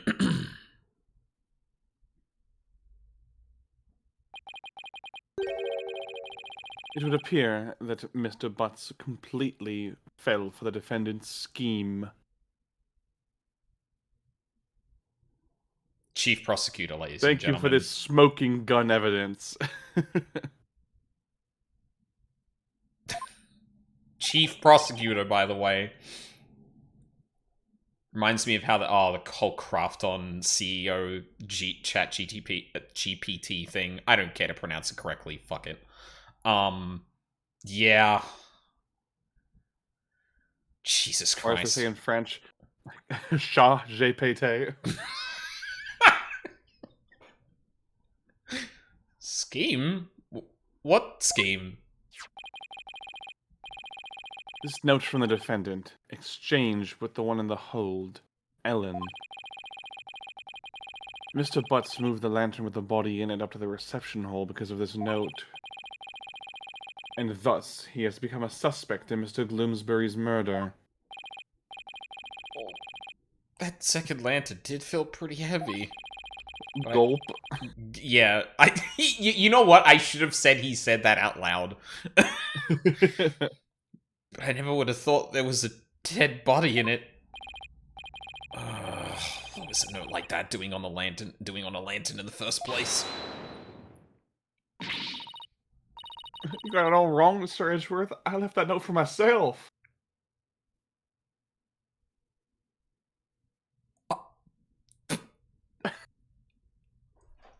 Real gaggle of idiots here. Oh, oh no! Oh god! It's even worse than I thought. Oh my god. It was simply a reminder because I can be very forgetful. Alan, shut up. Oh my god, stop it. What a sorry excuse, Miss Wyatt.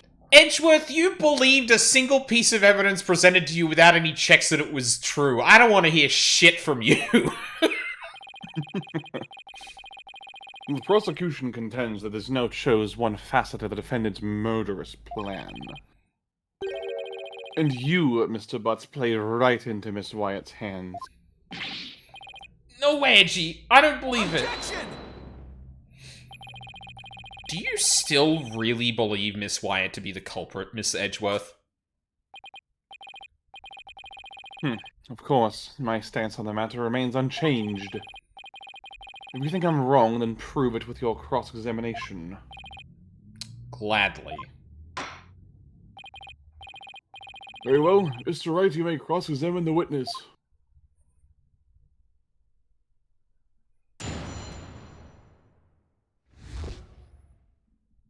Moving the lantern.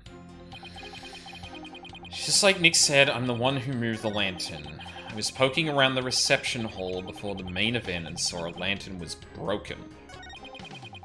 There was a note on it that said, exchange with the one in the hold, Alan. So I decided to do Ellie a favor. Okay. I might as well Hold it. press everything. Feel like I'm gonna have to press one of these anyway. Why didn't you tell us that sooner? Because I knew you guys were gonna be suspicious of me, that's why! We're suspicious of you now because you tried to hide it.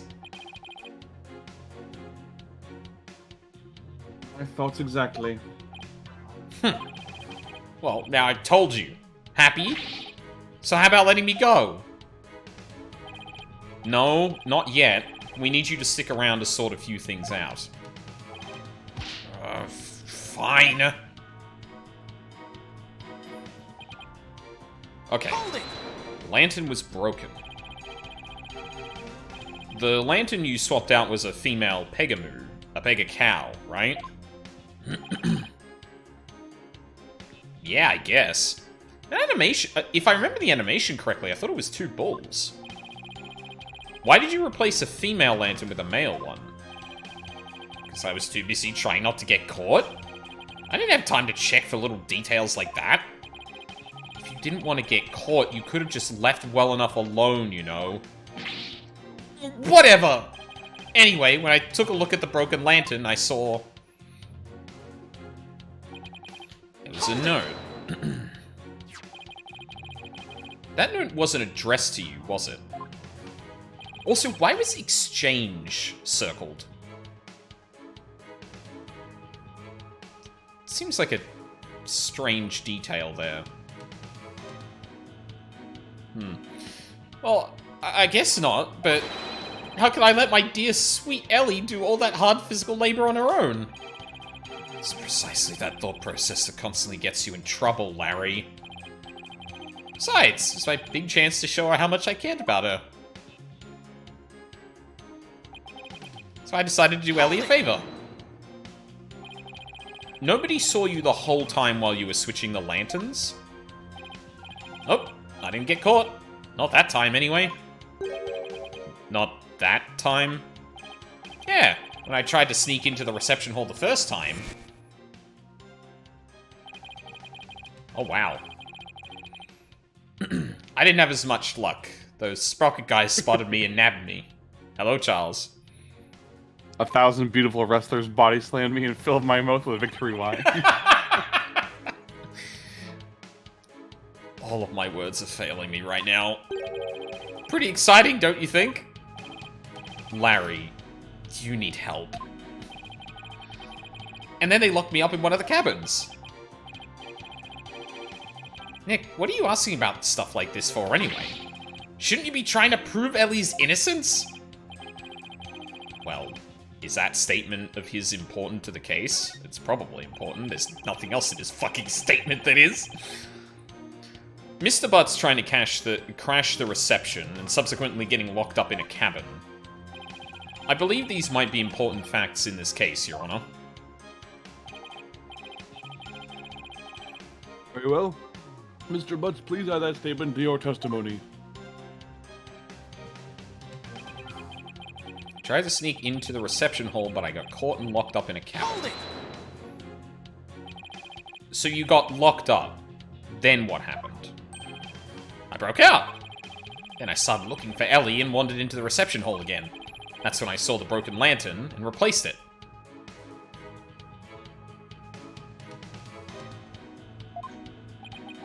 That timing mean anything? Even after they caught you and locked you up, you still went looking for Miss Wyatt? But, hold on a minute. Is it Nick? Maya, doesn't something seem weird to you? Larry is saying he replaced the lantern after he broke out of the cabin. That's right. Oh, wait. Huh. You're right. It doesn't make much sense, does it?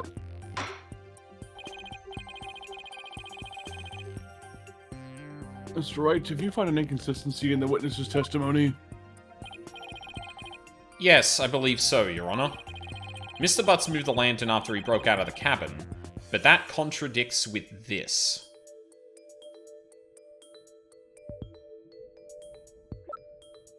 Ooh, I think I'm not following the logic here. Move the lantern after he broke out of the cabin. Do we know when he broke out of the cabin?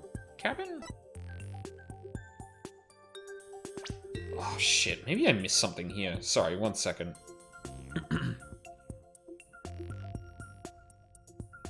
Tried to sneak into the reception hall, but I got caught and locked up in the cabin. You got locked up, then what happened? Broke out, and I started looking for Ellie and wandered into the reception hall again. Even after they caught you and locked you up, you still went looking for Miss Wyatt. Ooh. I think it's doing a trick on me. I don't actually...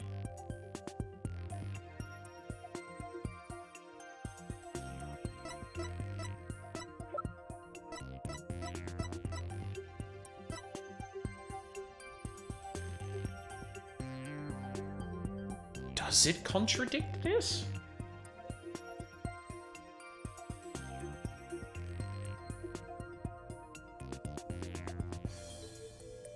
Mr. Butts moved the lantern after he broke out of the cabin.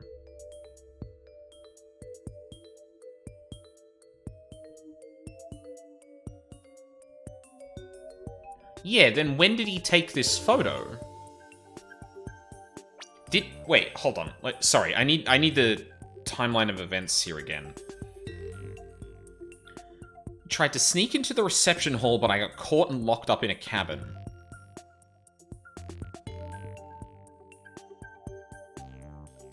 But then...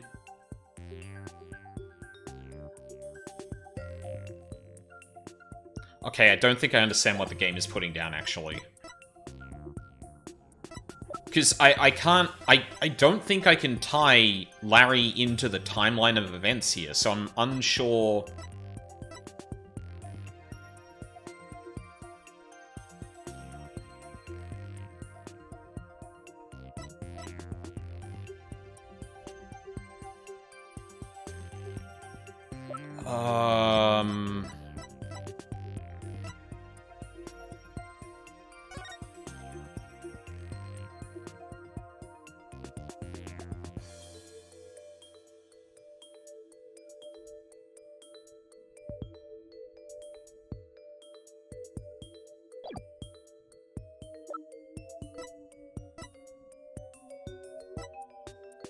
Okay, I think I'm lost.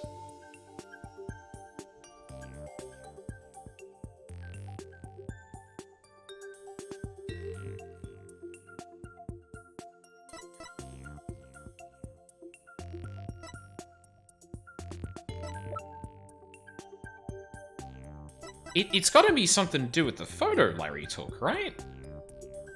Oh, wait, hold on.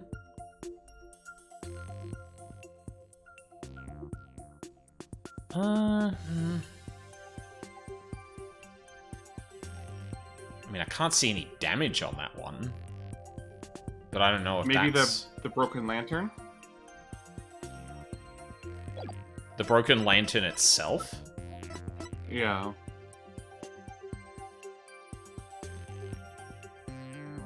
Because this kind of has a contradiction, right? The description, Valier will it from the hold of the reception hall before the reception began, and yet he was thrown out of the reception. Well, no, he was thrown out of the reception hall.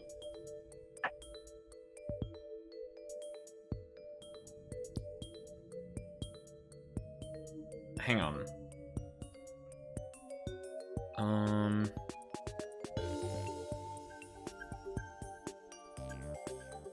When I tried to sneak into the reception hall the first time, I didn't have as much luck. Those Sprocket guys spotted me and nabbed me. And you locked me up in one of the cabins. What are you asking about stuff like this for? Mr. Butt's trying to crash the reception and subsequently getting locked up in a cabin. I believe these might be important facts in this case, Your Honor. Sure. So you got locked up, then what happened? I broke out, and I started looking for Ellie and wandered into the reception hall again. That's when I saw the broken lantern and replaced it. Which I guess implies that he entered the reception hall when no one was there. So surely that would have been after? Yeah, like Yeah, okay. No, I see his that description now. says that he tried to replace it both before and after at the same time, basically.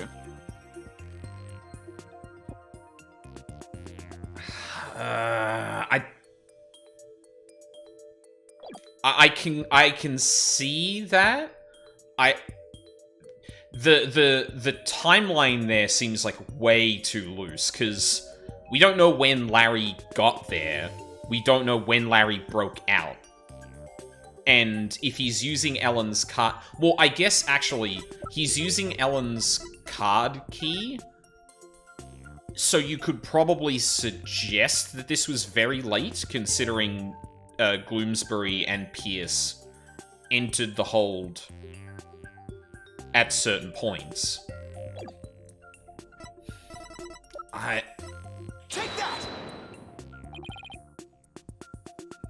I want to see what it's actually saying here, because I don't know whether I missed it or whether it's actually not communicating what it thinks it is. Yes, it's the Broken Lantern, Your Honor. Mr. Buds, what you're saying doesn't make any sense at all. What? Why not? You swapped the lanterns before the reception began, right? Was that in... Okay, yep, right. That's his claim. Yeah, that's what I said, isn't it? But you also just said that you swapped the lanterns after you got locked up in a cabin for trying to sneak into the reception.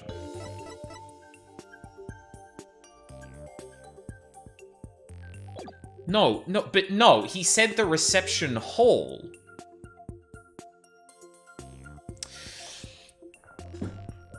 Like, the wedding... There wouldn't be people in the reception hall unless the reception had already begun, is the thing, right? You're saying you swapped the lantern... No, I don't think that's the inference there, because it said he got captured by Sprocket people.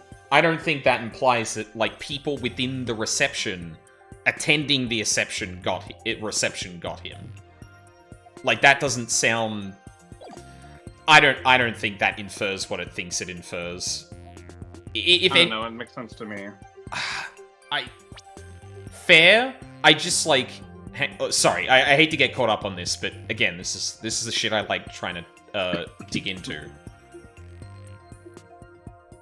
Those Sprocket guys spotted me and nabbed me. But like... I don't know, I just find it hard to believe they wouldn't have snatched him up at any other point either. That there were people... I mean, we know that he didn't, because when he broke out, he was able to wander around with impunity, right? Well, sure, but that was, like, afterward. If you're leading up to the reception, I would imagine there were people around, too. And the whole thing here was that he got caught beforehand and didn't afterward.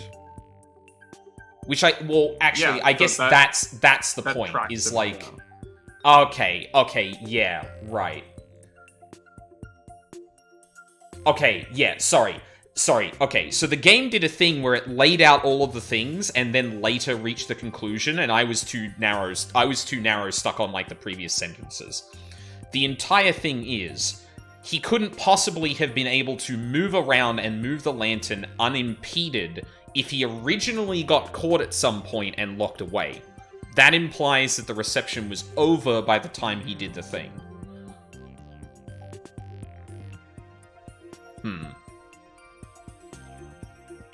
Yes, okay, no, I think I follow now. In other words, you're saying you swapped the lanterns both before the reception and after the reception took place. That certainly doesn't make any sense, does it? Mr. Butts, did you swap the lanterns before or after the reception? What if it was both?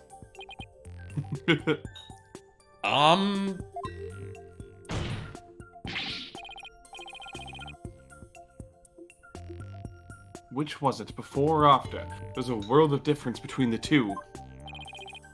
Well, Mr. Butts.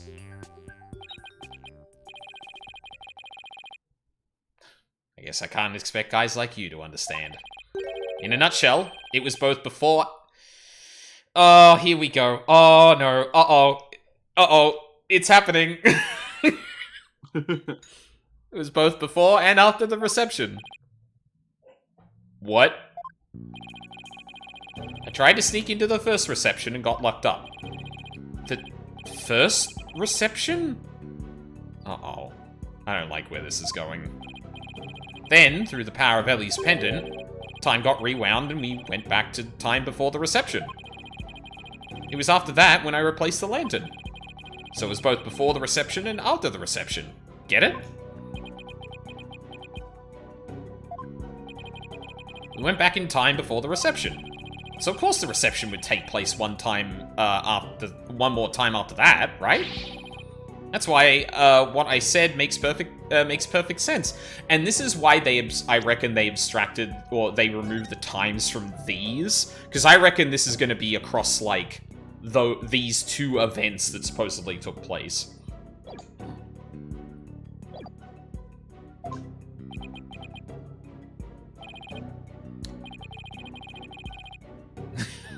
Mr. Wright, what in the world is the witness talking about? Has he developed some sort of intellectual ailment I'm not aware of since I last saw him? Well... None of the Sprockets seem to remember the time skip, but I do. And Ellie remembers it too. I think the power of our love for each other made that miracle happen. Mr. Wright, I'm sorry, but... could you please translate this man's gibberish so the rest of us can understand? So now I have to be the one to explain about the whole time travel thing? Go on, Nick. I know you can do it. Looks like you don't have much choice, Nick.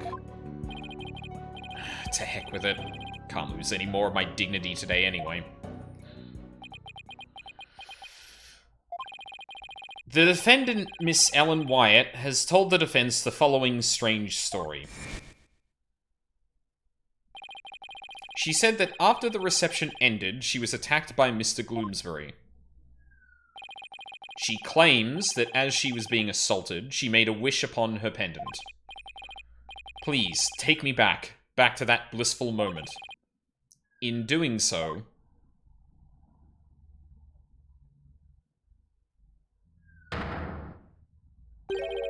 time apparently rewound itself to just before the reception began.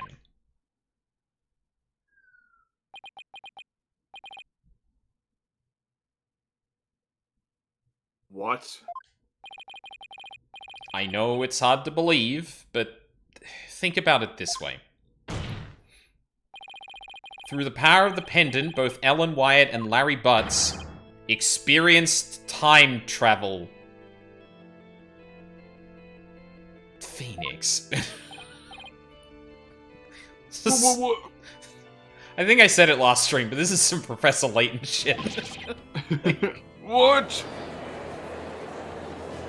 You thought the gas leak case was the gas leak case? No, actually, it was the time travel case. At least this one has a fairly light tone. Yes, absolutely. When it's a post-game victory lap, I can take this kind of bullshit a lot better than when it's a plot-critical, penultimate case. 100%. Like, everyone gets back together, it's like, yeah, remember all those good times? Well, I guess we've got another case together, and then they get in there and they're like, fucking time travel? Like... It would work as a case 3 that usually, or one of those cases that sits like extant from like the main storyline, where it's just like, okay, sidetrack the story for a minute. We just need a break. What do you mean? What do you mean time travel? What is that like? Oh, yeah. No, the gas leak case is pretty fucking egregious. Let's be honest. What absolute rubbish. Mr. Wright, I've heard my fair share of your nonsense over the years. But this takes the cake. Have you thoroughly lost your mind? Objection!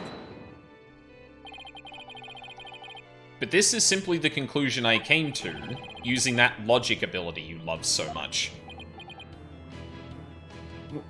What?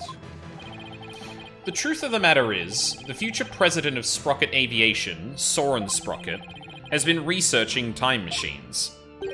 So, what if a time machine has already been successfully created? And what if that's one of Sprocket Aviation's top secret inventions? A time machine? Yeah, I even saw something while we were time traveling. Larry, shut the fuck up. Larry, shut the fuck up. Don't present that to the court, Larry. I saw a pterodactyl flying through the sky. Maybe the airship was set to travel through time for their honeymoon trip?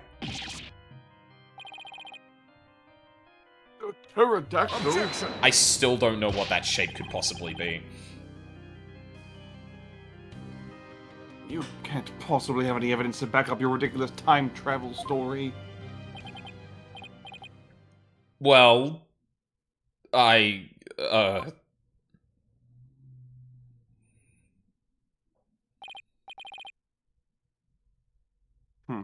As I thought. In any case, now I have the evidence to prove... Wait a fucking second. Oh my god.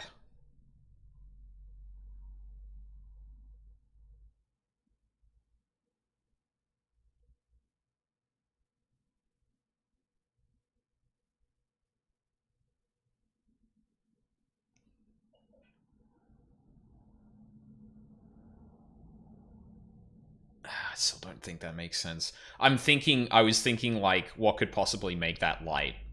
Because that light is the thing that stands out to me, and the lanterns are meant to, like, illuminate entirely. But if the thing was busted open and you saw only one of the light bulbs, like, maybe that would fit, but I still don't think that shape makes any sense for that theory.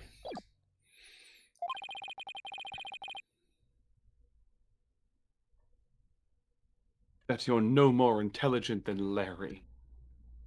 Get his ass. So fast now, Edgy. I'm not the same old Larry you used to know. Oh? Shut the fuck up. You want evidence? I've got your evidence right here. This is a photo I secretly took of the first reception. What? Larry, I can't believe you... Well, anyway, good job. If we compare the photos of the first and second receptions and can find a difference, then we'll be able to prove that the reception was held twice. But do you really think such a difference exists? Clawing at the bars of my cage to get that photo in my hands. Yes, Your Honor. I just need some time to find it for you. Alright, hold on. Let's take a real quick look.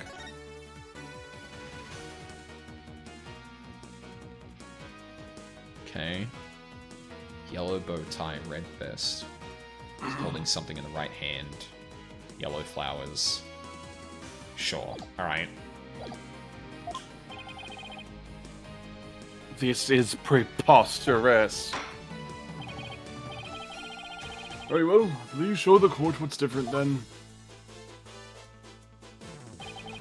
Flowers.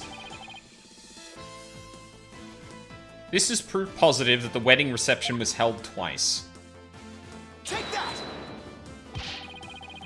Please direct your attention to Miss Wyatt's bouquet of flowers. In the photo one of her in-laws took, the defendant is holding a yellow bouquet. But in the photo Mr. Butts took, she is holding a red bouquet. You're right. That's impossible. What does this mean? It means the defendant really did experience 2 wedding receptions. And she did that... Fucking Phoenix! You don't need to go for... It was a slam dunk until you said that! And she did that when she traveled back through time. Fucking hell.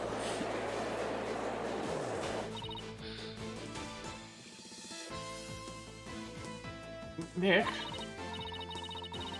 you did it. You proved Ellen's time travel story to be true. Absolutely and certainly. Yeah, no poking holes in that. Yeah, I can hardly believe it myself. Just as Ellen said, the reception was held twice. Uh-huh. This turns every assumption we base this trial on upside down. Yup. Objection!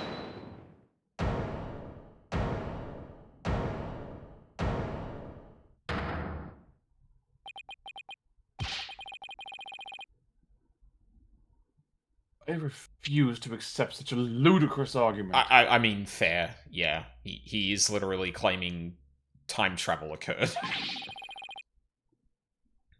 It is pure fiction under the guise of pseudoscience at best.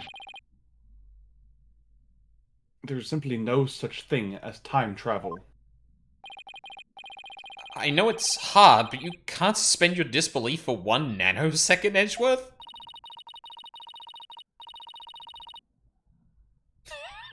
I bet sci-fi movies push all your buttons the wrong way, don't they, Mr. Edgeworth?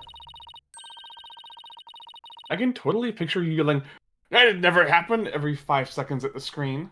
Now, that I can believe, yeah. Maybe you should stay away from movie dates altogether. Dates? What? That's neither here nor there. This is real life we're talking about. But proof is clearly shown in the 2 photographs. That's right, Miss Edgeworth. Objection! No matter how...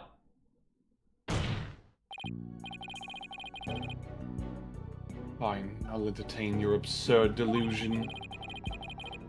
If only to demolish it before your very eyes. What?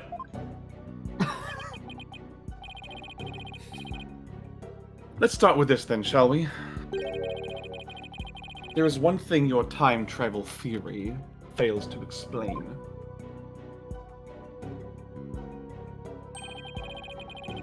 And that is the memories of the other guests there. That is a very good point, Edgeworth. The defendant and Larry remember the reception occurring twice. But no member of the Sprocket family has even mentioned such a thing. Have you heard of the knife aliens? Fuck, what did he... Ah, goddammit. So that's because the time machine is classified techno... I'm not done, you bird brain. Bird brain? As I was saying, the entire family had been sworn to secrecy. Then why hadn't they sworn the woman who was marrying into the family to secrecy too? That's a very good question, Edgeworth. That's a good point. Honestly, all it takes is a little common sense, Mr. Wright. You know, I remember you mentioning, I think it was you at least, that, like, Edgeworth's superpower in his side games is literally just logic. Or something to that effect. And that is very, very apparent. Yes.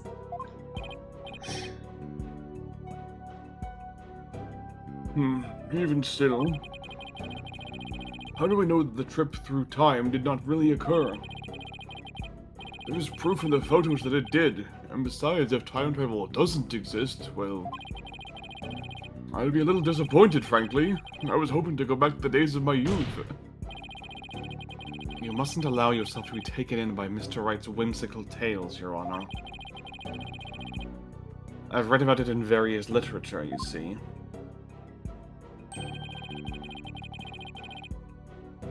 And they all still say that time travel is just not logically feasible.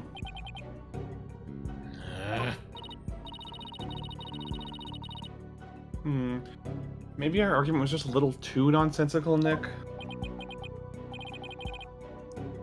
Well, in that case, why don't we put common sense to the test? Excuse me? The wedding reception was held twice. The photos are proof of that. But it wasn't because of time travel. It's simply because the reception had actually been held twice. Isn't that the most reasonable way to interpret the situation? Would you care to elaborate, Mr. Wright? I think we should probably take a break here, because we've probably got like another hour before we wrap up, and there wouldn't be another good time to have a break, I think. Yeah, that's fair. Yeah, okay, now we're getting to the meat of it. We're gonna have to explain what the fuck Larry saw, and I still don't know... I don't even know if we have any evidence suggesting what it actually is. Because it could be the lantern. It could be something on the lantern, or something that was part of the... Actually, hold on a second. No, the back of the lantern is there, okay. No, we're gonna have to do a mechanical go back in time and do another, rotate the vase to make the blue badger. Just to make that work. But we'll find out if that'll be a thing, after the break. Hell yeah.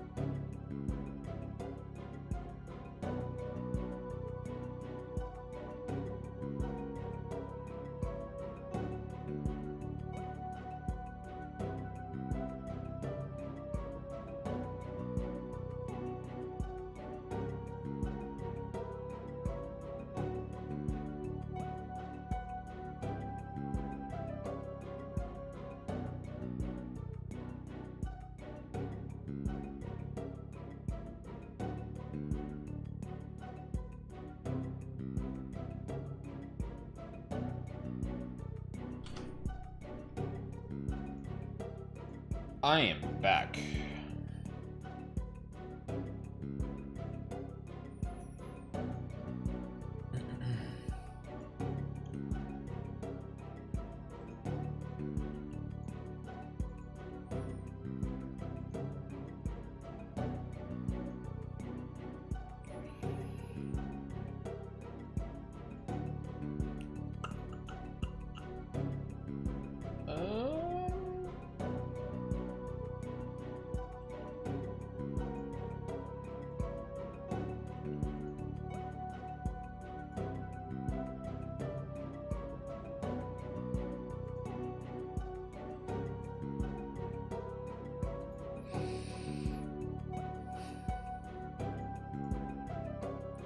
I am... Slayer's superpower is putting pieces together, making chess analogies in the second game. That's good. Now that I think about it, I don't know if it was Mina that actually told me about that. But then I'm trying to figure out where I would have...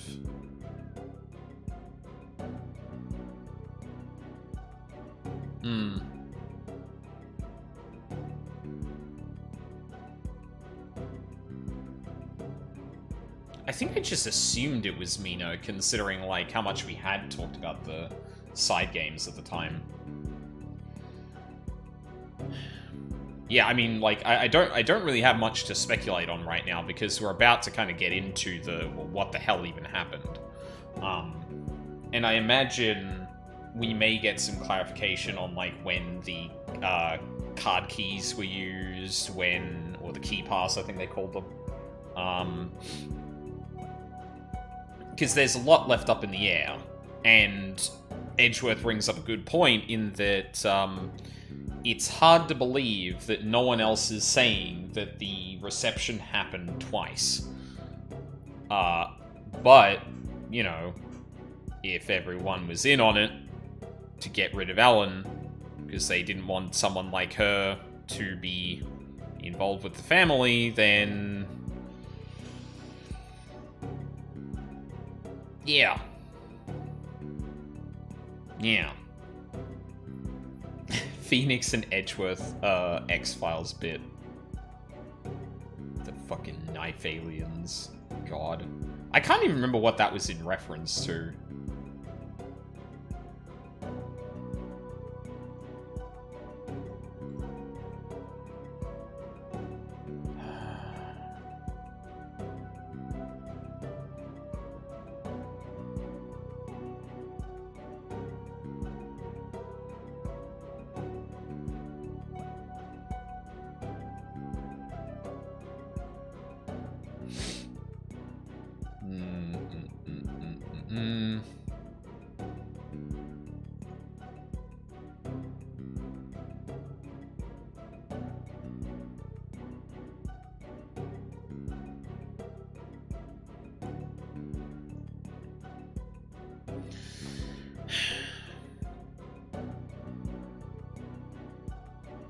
Because, yeah, there's, like...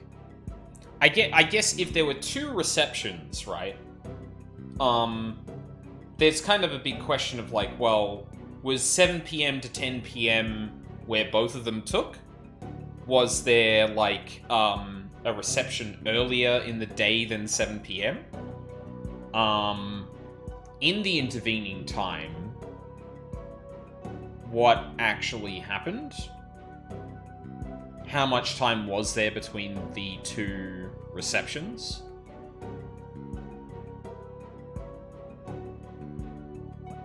Yeah, there's a lot of questions.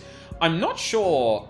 I feel like we'll probably soon head into Investigation 2 to try and figure out what... or to try and find out more. Because I don't think we've been to the hold. I don't think we've been to the cabin that Larry or Ellen were in at some point. And I mean, hell, like, I don't remember if, actually, let's get off the BRB.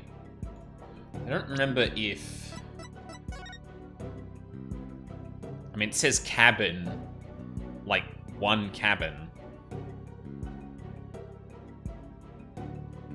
Because then I also have to wonder, like... Are there more than one? Did Larry and Ellen get locked in the same cabin just at different times? Because it sounds like Larry got captured during the first reception and was able to walk around after the first reception, which would line up with when they would want to put Ellen in the cabin after that.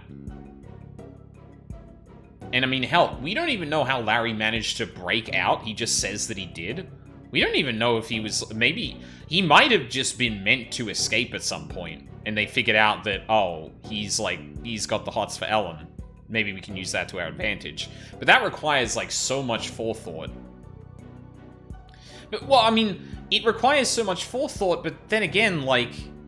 Actually, fuck, I even forget why Larry was even here to begin with. Like, what gave him the idea he wanted to come here.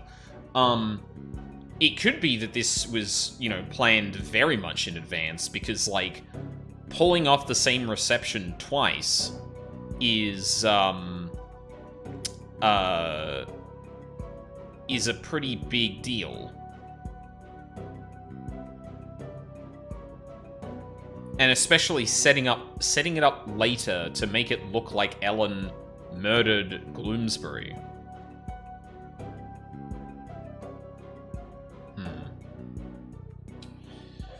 A lot of questions.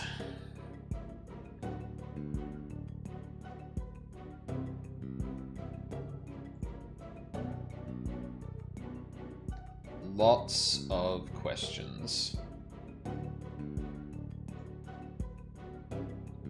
Hello, I'm back. Welcome back. Alright. Let's see where we go from here. How are you going to elaborate, Mr. Wright? Time travel doesn't exist, and there's only one way to make sense of what happened. Somebody must have orchestrated this strange phenomenon, and that somebody is... the gods. Everybody at the reception. What if all the guests at the reception conspired together to hold the reception twice and keep quiet about it? What? And for what purpose would they conspire to do such a thing? Well,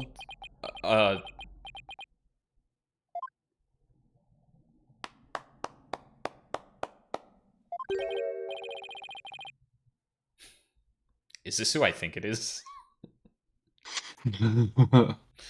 A brilliant deduction defense. I can tell that you are not a renowned. Bleh. I can tell you. Oh my god! Why am I having so much trouble with this line? I can tell that you are not a renowned lawyer for nothing. I must say, I underestimated you. We're just Okay. This is interesting. How so, Mr. Nickety? You have managed to name each event precisely as they happened. You have revealed it all to the light of day. Then that means... It was us. We orchestrated the whole thing. Yes. The reception was held twice. But not because of time travel, no. We simply held it a second time.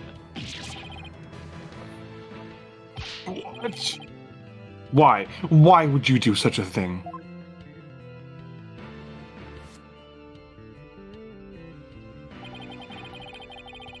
To make it as though the murder Miss Ellen committed never happened. I'm sure.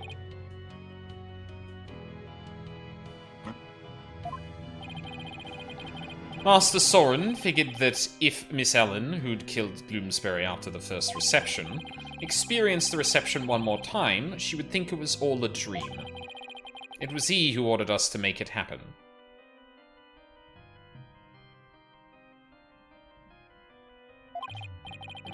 However, only a few, myself included, knew of Miss Ellen's crime.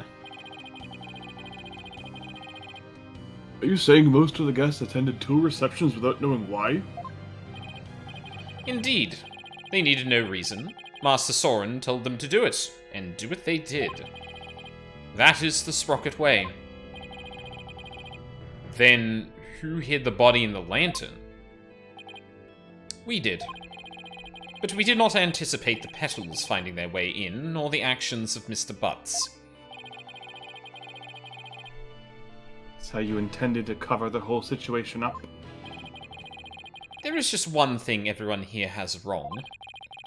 The real scene of the murder was not the hold. It was the Vista deck. What? Then Miss Wyatt's recollection of the events must be correct. I admit we tried to cover this incident up. But the fact that Miss Ellen killed Gloomsbury is undeniable. This is quite the turn of events. Getting out ahead of it, I see.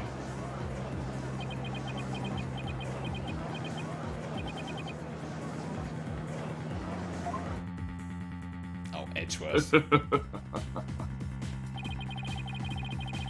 And so it appears we have arrived at the truth at last. Now. Please do feel free to travel back in time, Mr. Wright. And attempt to do the trial over again. Go on. Let's not get hasty, Edgeworth. Oh, hold on, I'm just a little guy. Yeah. I'm just a little guy, and it's my birthday. I bet you can't do it. I bet I can't either! Your Honor, we will have to hold a separate trial to cover up the conspiracy later. But as far as this case goes, I believe we are ready for your ruling. Fucking objection? There's a whole other set of event. Oh, you dirty fucking bastard.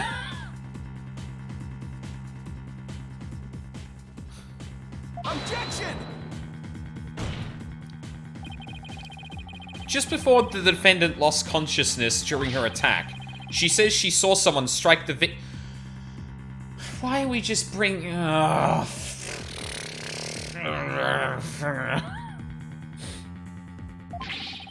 It's possible that this third party is the true culprit. Objection! You still want us to believe the defendant's words?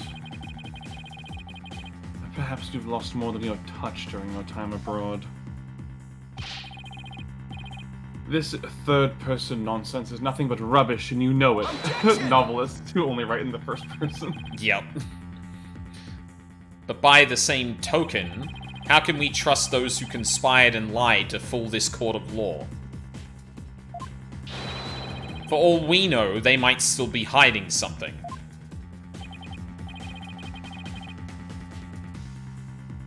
Ugh. You never know when to quit, do you? Oh no, calm down, both of you. In any case, there isn't enough trustworthy information yet for me to render a verdict. Oh my god, thank you, Your Honor. I suggest we continue the trial after both sides have investigated the matter further.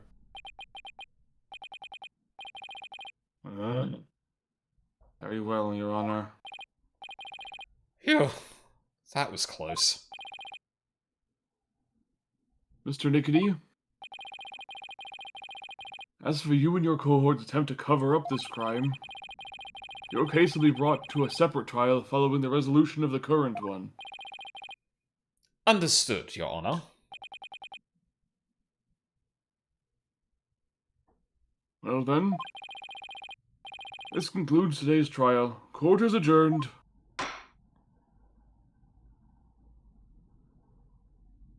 Alright, that was a pretty, what's the word I'm looking for? Convincing, like, reason to actually orchestrate, or lie about orchestrating the things that way. Like, the fact he just ran down and basically said, yeah, we did it twice, actually, is like, oh, okay. So we're not going to spend a lot of time actually proving that that's the case. We're going to move on knowing that's the case and having Yeah. crude details about it. The masterful courtroom technique known as confessing to a lesser crime. Yes, yes. A maneuver we have not seen pulled since Game 2? When, Luke at me tried to get himself convicted of a crime that would make him not the culprit for murder.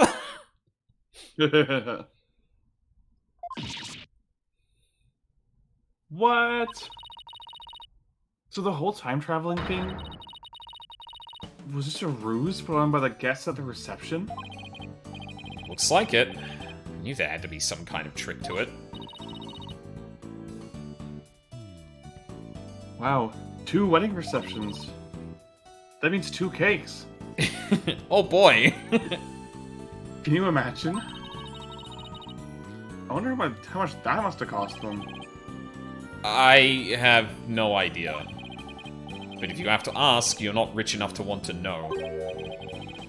Still, if you've got the money, it's a pretty good way to cover things up, if you ask me.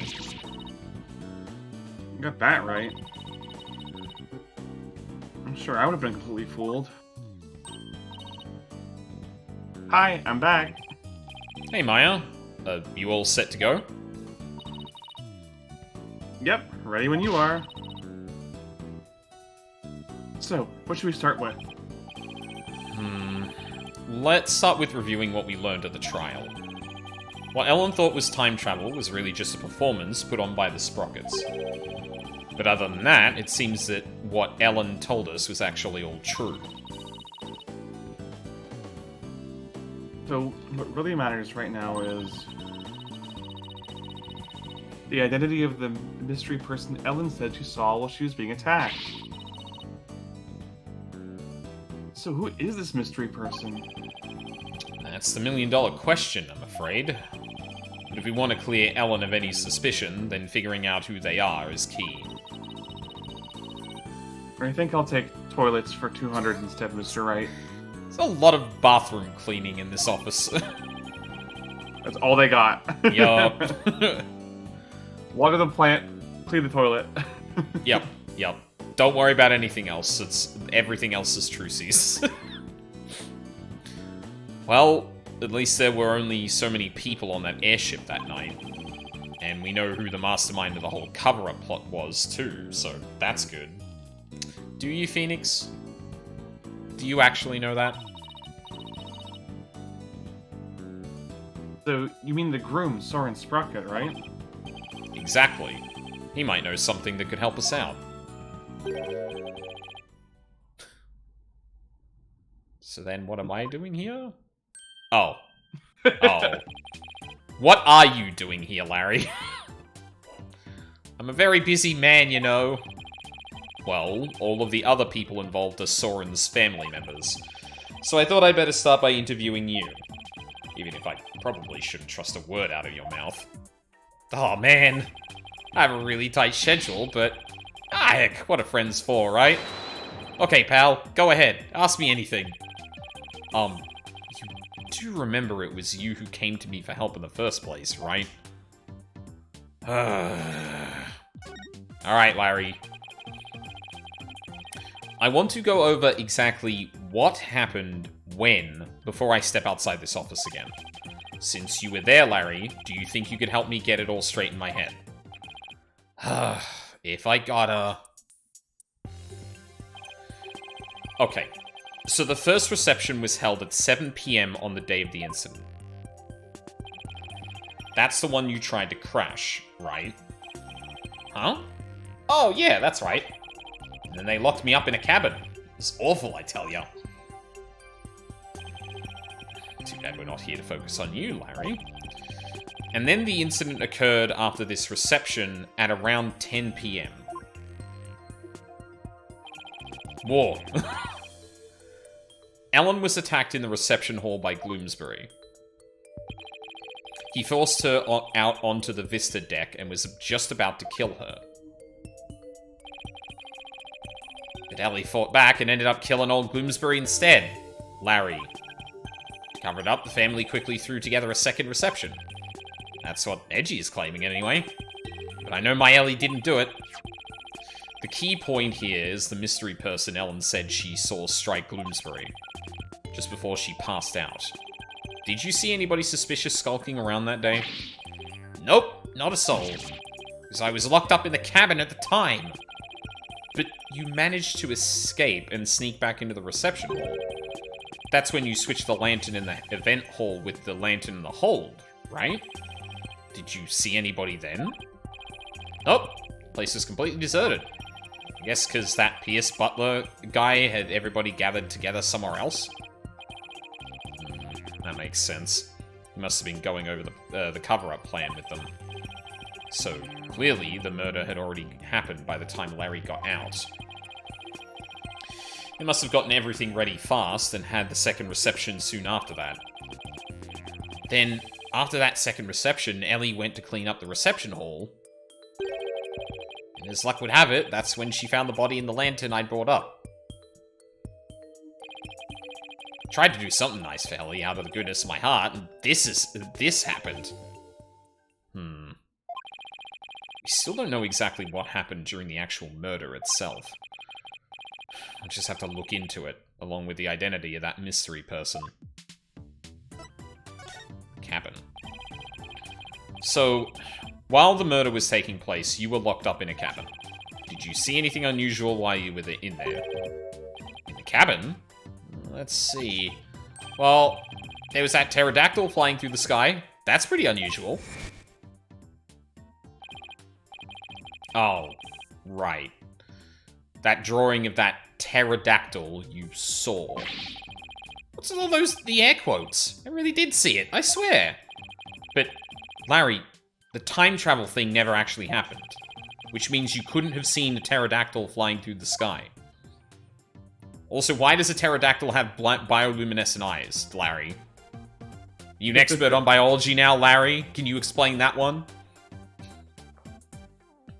Well, Nick, obviously they have cat's eyes, and it was the light coming through the cabin, reflecting off the back of the... I don't want to hear it, Larry. Shut the fuck up, Larry. I hate that you knew enough to actually rebut that. Shut up. Oh. Are you doubting the eye of a super popular picture book author? Larry, can you explain to me what happened the last time you showed me a fucking drawing? No, I'm just sure you saw something else and mistook that for a flying reptile. Nick, you're making me doubt my own eyes. Now I'm not even sure what I saw. A drawing Larry made, he probably mistook something for what he claims is a pterodactyl in this picture. Either way, you have no idea what actually happened at the real scene of the murder. That's right, and I can say that with every confidence. Oh wow, would you look at the time? I better go. I have a book signing to get to. A book signing? Whose book? Whose do you think? It's mine, of course. It's a Laurice Dunim book signing.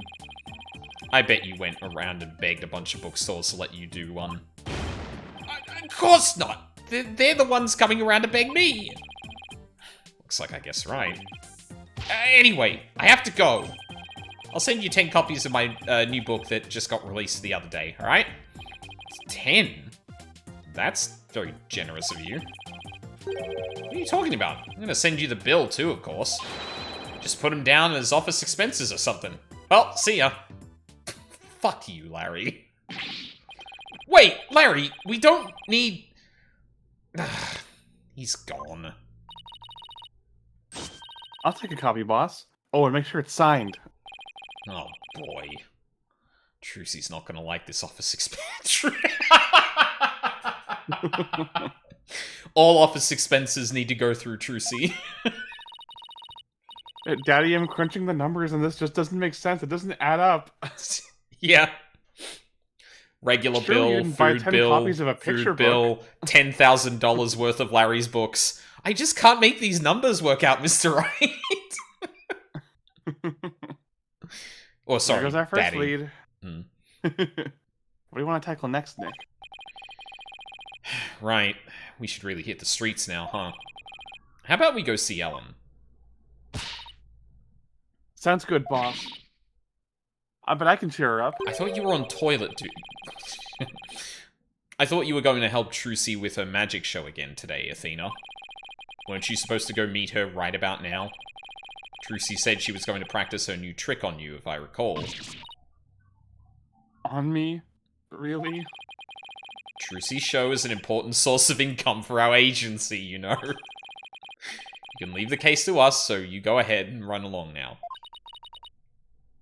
But, boss... Off you go, Athena. No, I don't want to die. We better get going too, Maya. Okay. Okay.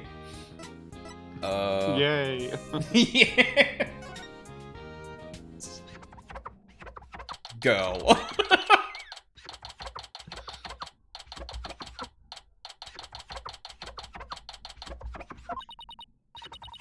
Oh, my poor sweet Soren. I wonder how he's getting along without me. Hello, Ellen.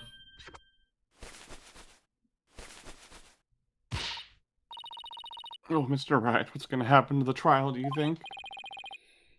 Well, first and foremost, we have to hurry up and find this mystery person you saw just before you passed out.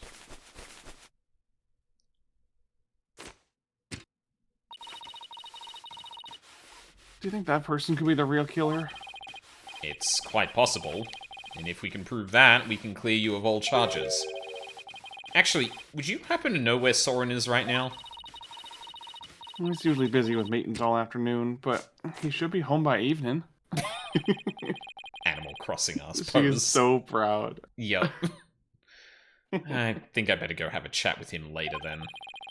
Why am I being treated to a view of someone's underwear?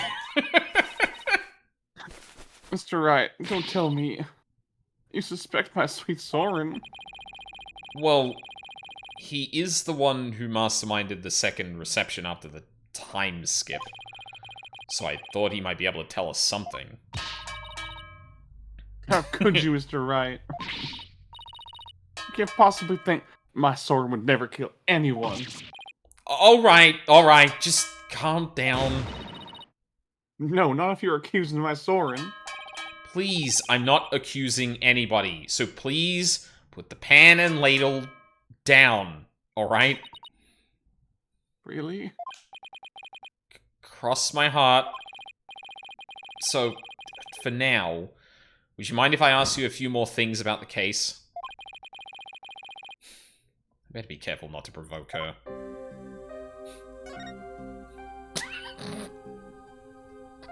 Okay. She's got her natural hair. She looks like she could be related to Phoenix. Yeah, I can see that. Similar eyes and very similar, like, like wavy kind of bird's nest hair. Yeah, absolutely. Could you tell me about Soren? There's nothing to tell. He's squeaky clean. Alright, okay. Maybe I should avoid the topic of Soren right now. Let's talk about something else then. Fine, but you won't hear a peep out of me about Soren. Talk about pulling teeth. How about Pierce? Could you tell me about Pierce Nickety, then? Pierce. He came to Sprocket Manor about a year ago. As the family butler, he's now in charge of everything in the household. When did Selena die again? Oh. I don't think we established that, right? Only a year ago. Did he have some kind of special connection with the family? I'm just a maid, so I'm not privy to such things, I'm afraid.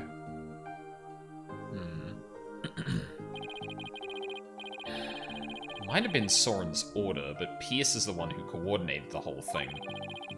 He's the one who really orchestrated the grand time travel farce. He must have quite a bit of authority in that family. But no matter how good he is at his job. How could anybody gain that much influence in a single year? Really don't know. I mean, he is an excellent butler. Wouldn't that explain it? Is it really as simple as that?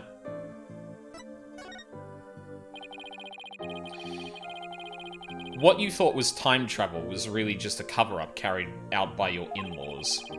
Pierce said that Soren was the one who ordered the whole thing. I still can't believe it, even if the second reception was fake. Soren would never use time travel for something like that. He's very serious about this time machine research, you know. I heard there's a reason he's researching time machines, actually. Something about something he wishes he could change. But isn't the whole idea of traveling back in time itself a little fantastic? I don't think so. After all, Soren said real time travelers do exist. Really, now? You think he knows someone who actually traveled through time? That's right. I haven't seen it personally, but Soren said as much. So I believe it. Somebody who actually traveled through time, huh? It's pretty hard to believe. Yeah, it's a shame we have no one that sticks out like a sore thumb technologically or anything like that. Thank you, Ellen. You're going out to do your investigation now, aren't you? Yes, that's right. Please make sure you don't cause Soren any trouble, okay? I'm afraid I can't promise you that. What?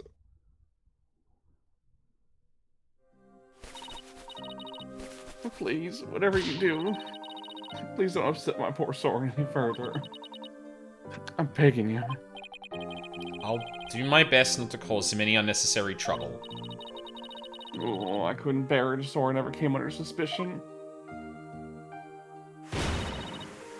I'd rather be found guilty myself. Yikes. Ellen, please, don't work yourself up like this. You don't want Soren to worry, do you?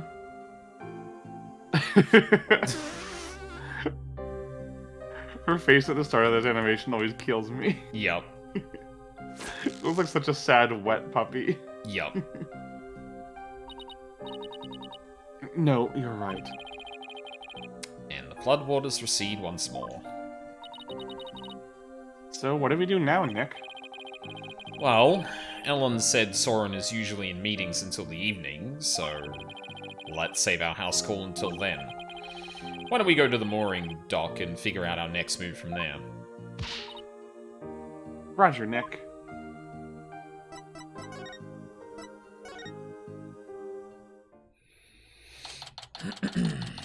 We ever find out what happened to that fucking... Oh, God. You're seeing something, aren't you? Sorry, if I just turn my head completely upside down. Oh, it's the same fucking shape, too. You gotta... Wait, what? Wait. Okay, so the thing I'm seeing here is that... Okay, hold on. I need it. How do I get rid of the... We get one of the triggers? Yeah, well, that used to do it. Oh, I think you turned it. You removed the binding for that key because it kept happening by accident. You're right, I did. Oh, maybe it's still on the keyboard though. Because I'm just not using that. Oh, there it is. Wait. Oh, fuck. No? Huh? What? Huh? What? Oh, it's off. Oh, there we go. Yeah, okay.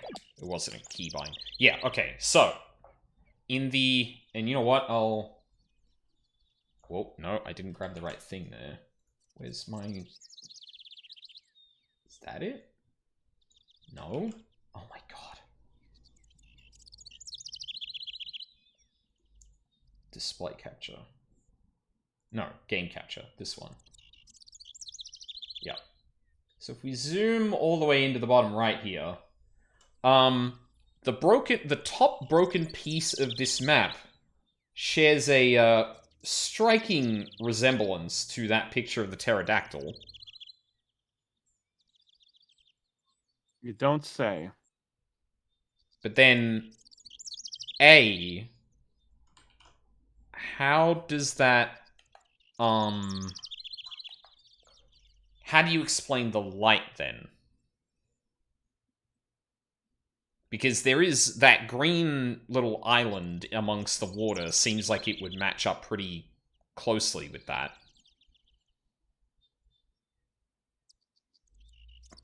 And there is, like, broken lanterns, or there's a broken light on one side of this, but that's almost like... It's almost like something was, well, lit behind it, but then there'd have to be a hole there, which there clearly isn't. They're like a windstorm or something? Fucking on the airship during a hurricane when this happened? Like, that's such an odd detail. Where's it drawing again? Oh, shut up. Does that even have the... Okay, no, it doesn't quite have the same thing. But yeah, like, that shape lines up, but then... What is with the light there? Is that reflecting something? Is something shining from behind it? And another thing there... Assuming this is correct, Larry would have seen... the greenery as well. Though he didn't sketch that out. So, like, because if this is just the shape by itself, and nothing around it, dark background, I would expect the... the bottom of this image to have that extra chunk to it and end in a hard edge like the sign does.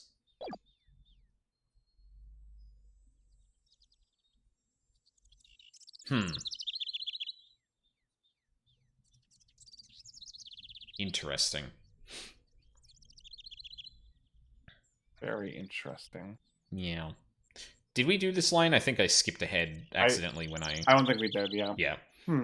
Let's see. Are there any places we haven't examined yet? We already investigated the reception hall and Sprocket Manor. I know. We haven't looked at the Vista deck or the hold yet.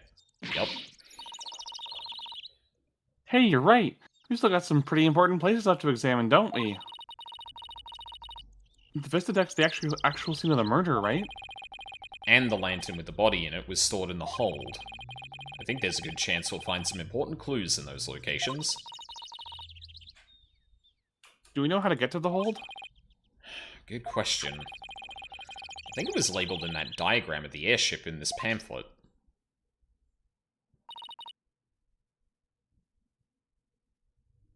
There it is.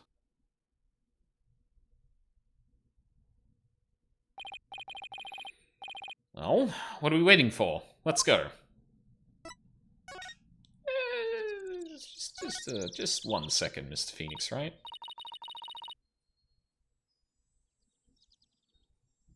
Wow, this sign really got smashed up. There were some pretty high winds yesterday. Oh, yeah, right. And they say that that bench was blown right into the sign. Wow, I wish I could have seen that. So what, it just, like, rocketed off in front of the cabin? Like, if you'd been there, you would have gotten blown away by the wind, too, you know? That sounds kind of fun, actually. Don't tell me you ever tried to use an umbrella to fly when you were a kid. I think I'll take staying alive over fun, thank you very much. Nope. Don't worry about this don't worry about this piece of evidence yet. We'll probably end up, like, talking about it more thoroughly, so... Makes sense that we're not doing that now.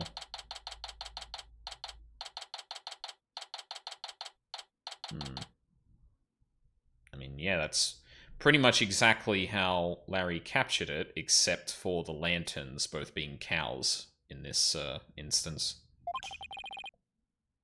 So this is the hold. This is where Pierce orchestrated the whole cover-up operation. You better go over this place with a fine-tooth comb. Hey, Nick. Weren't we supposed to need a keycard to get in here? Huh. You're right. I wonder why it was unlocked.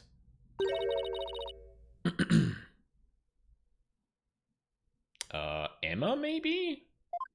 How's it going, Mr. Wright? Yup. Good call. Emma, what are you doing here? Just a little independent investigating for my own sake. Gotta keep the mind sharp. Ah, so the door's security system was turned off for the police investigation. So it can be turned off. Interesting. Good to note. We like to investigate the hold ourselves. Would that be alright? Yeah, sure. Police just finished their examination anyway. Thanks. We'll just take a quick look around then. Oh, right. You should know that the floor doubles as a huge lift. You can use that lever way back there to raise it up to the Vista deck. The police inspected it all already, but didn't find anything of particular interest, it seems. If you do go up to the Vista deck with a lift, be careful not to fall off. Got it. Thanks. That goes double for you, Maya. Yes, ma'am. Well, let's get this show on the road. I think we're about out of time, actually. Well, at least we don't have enough time for a full investigation, I feel. Like, that's probably not gonna be a good idea. So we can probably just leave it here for now. Yep, that is totally fine. One thing I will do, just before we leave, is see if there's anything else that, like, stands out to me. The bell in the background, yeah. Flowers are there, so that's all good. I called out the lantern earlier. Yeah, no, it all looks pretty much the same. Unless I'm missing something very obvious. Floor looks the same too, so the lift hasn't been taken up. Yeah.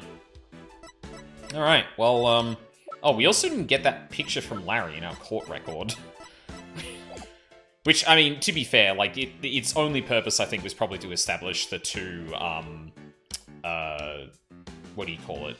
Receptions, and little more. Save, thank you very much. The hold. Yeah.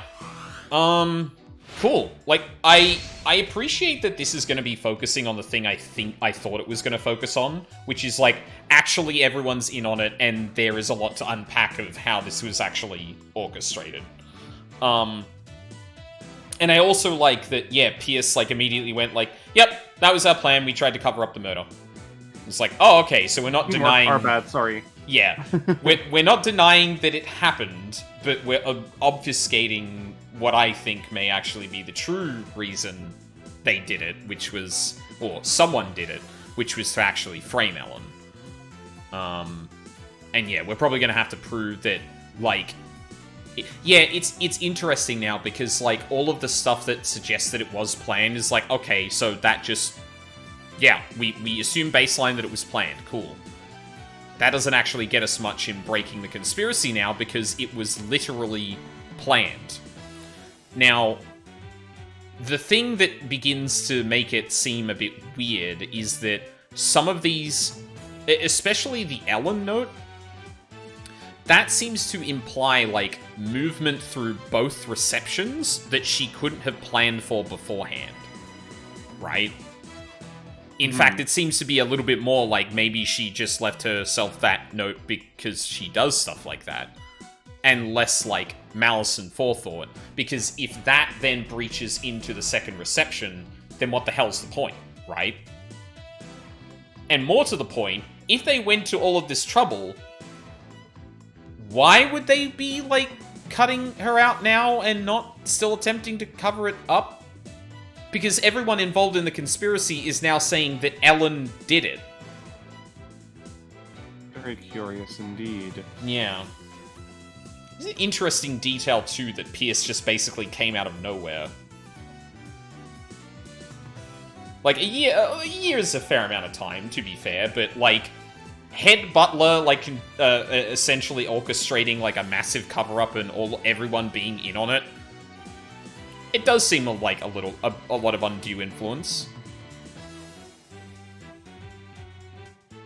But then, like, yeah, I wonder what, Soren's sister has to do with that, too. Because, you were a little coy about it earlier, but I'm pretty, like, to confirm, they have not established when Soren's sister passed away, right? Not that I can remember. I don't feel confident. I don't have enough confidence in my memory to say yes or no on that. Yeah, I'm pretty sure they hadn't. And I don't recall that detail. And those times where we're like, yes, the incident that occurred X years ago. Like, I feel like it would have invoked that when we started talking to Ellen about it recently. So I'm pretty confident that they never said it, but, you know. Yeah. No, I'm glad the case is going this way.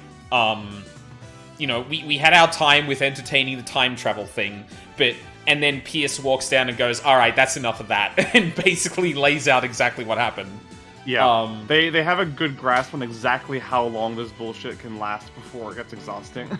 Yes, no, that is very good, because, yeah, going into this second stream, I was like, well, I don't know how long we're going to be entertaining this, and it turns out they didn't entertain it too much. Like, it was the typical Phoenix overshoot of, like, I established all of this stuff, and now I'm going to make a leap, and Edgeworth was immediately like, bro, no, nuh-uh, you're not bluffing your way through that claim.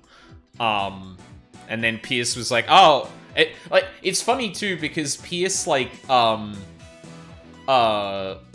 complimented Phoenix despite the overreach, which I find, an interesting personality thing. Like, he didn't just come down and say, like, well, you're both right, or something like that. He was, like, specifically to Phoenix, despite the fact that he seemed to tacitly buy into Ellen and, Larry's suggestion that it was time travel. Yeah. Yeah. Do not trust that man. At all. I love him. But yeah, that is where we're going to leave it for today. How is next week looking, Mina? Next week should be fine. I do have a pretty major PT, like, card game tournament happening right before this. Yeah. But I don't think it should cut into our usual start time. Yeah. Okay. Yes, and then I need to figure out what I'm going to be doing, or, yeah, if I might try keeping the same time I did this week. But admittedly, I did put something in the oven to get, like, for breakfast. I think I could just throw Weet-Bix together. Like, that would be easier, and I can eat it throughout the session. Then it's like a, 5-10 minute setup after I get done.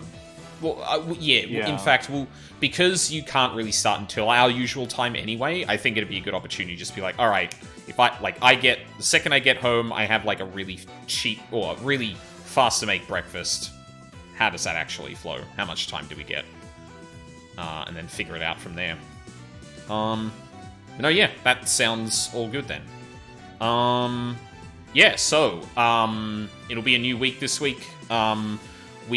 We have started the Talos Principle, which, yeah, I alluded to earlier. Yeah, that fully going into the AI argument stuff.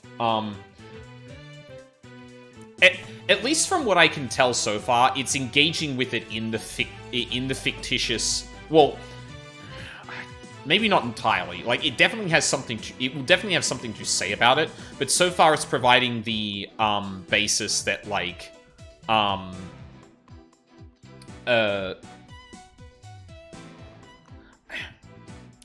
I'm definitely going to be skeptical of it, because, like, this was a game written, like, 12 years ago about AI, before AI has been assigned to the technology that it has been now.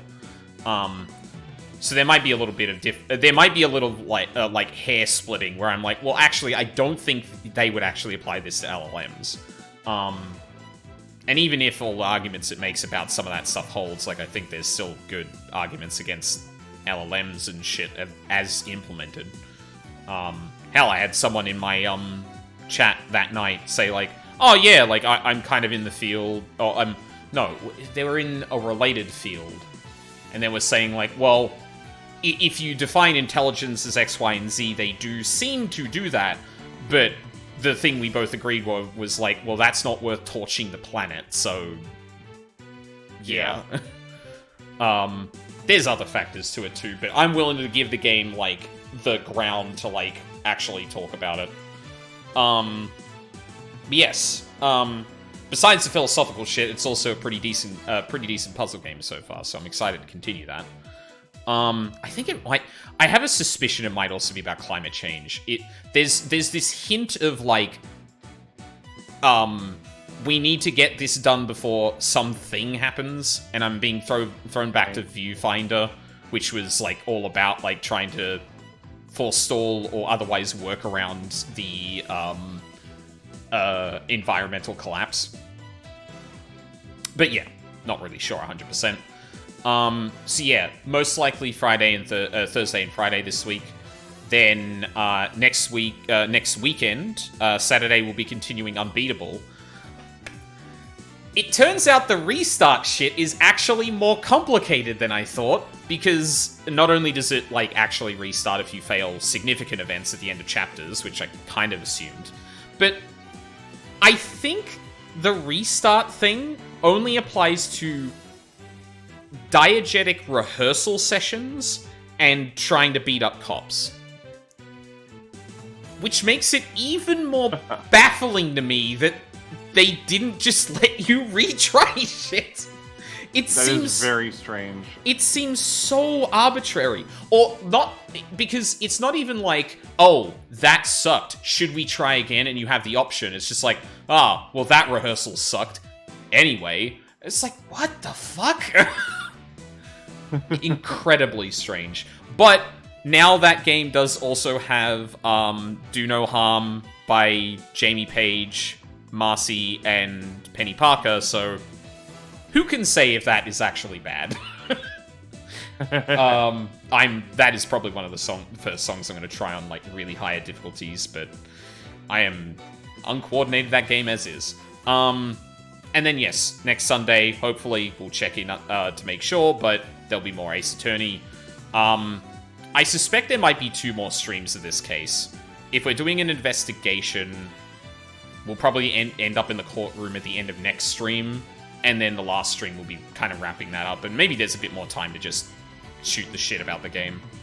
I will have to start asking when Luca is free too, because depending on when she's free, we may either do our let's just talk about Ace Attorney stream and tier list immediately after finishing SOJ, or we might wait a stream or 2 depending on coordination.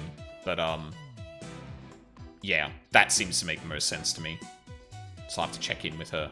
But yes, please look forward to I'm sure will be a completely smooth stream where no one disagrees about anything.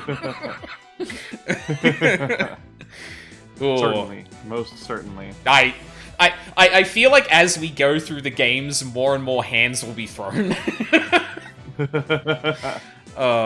But no, that'll be a good time. But that is well into the future. So, yeah. I think from there, should have been looking for people to raid. I keep forgetting to do that when I start talking about this stuff.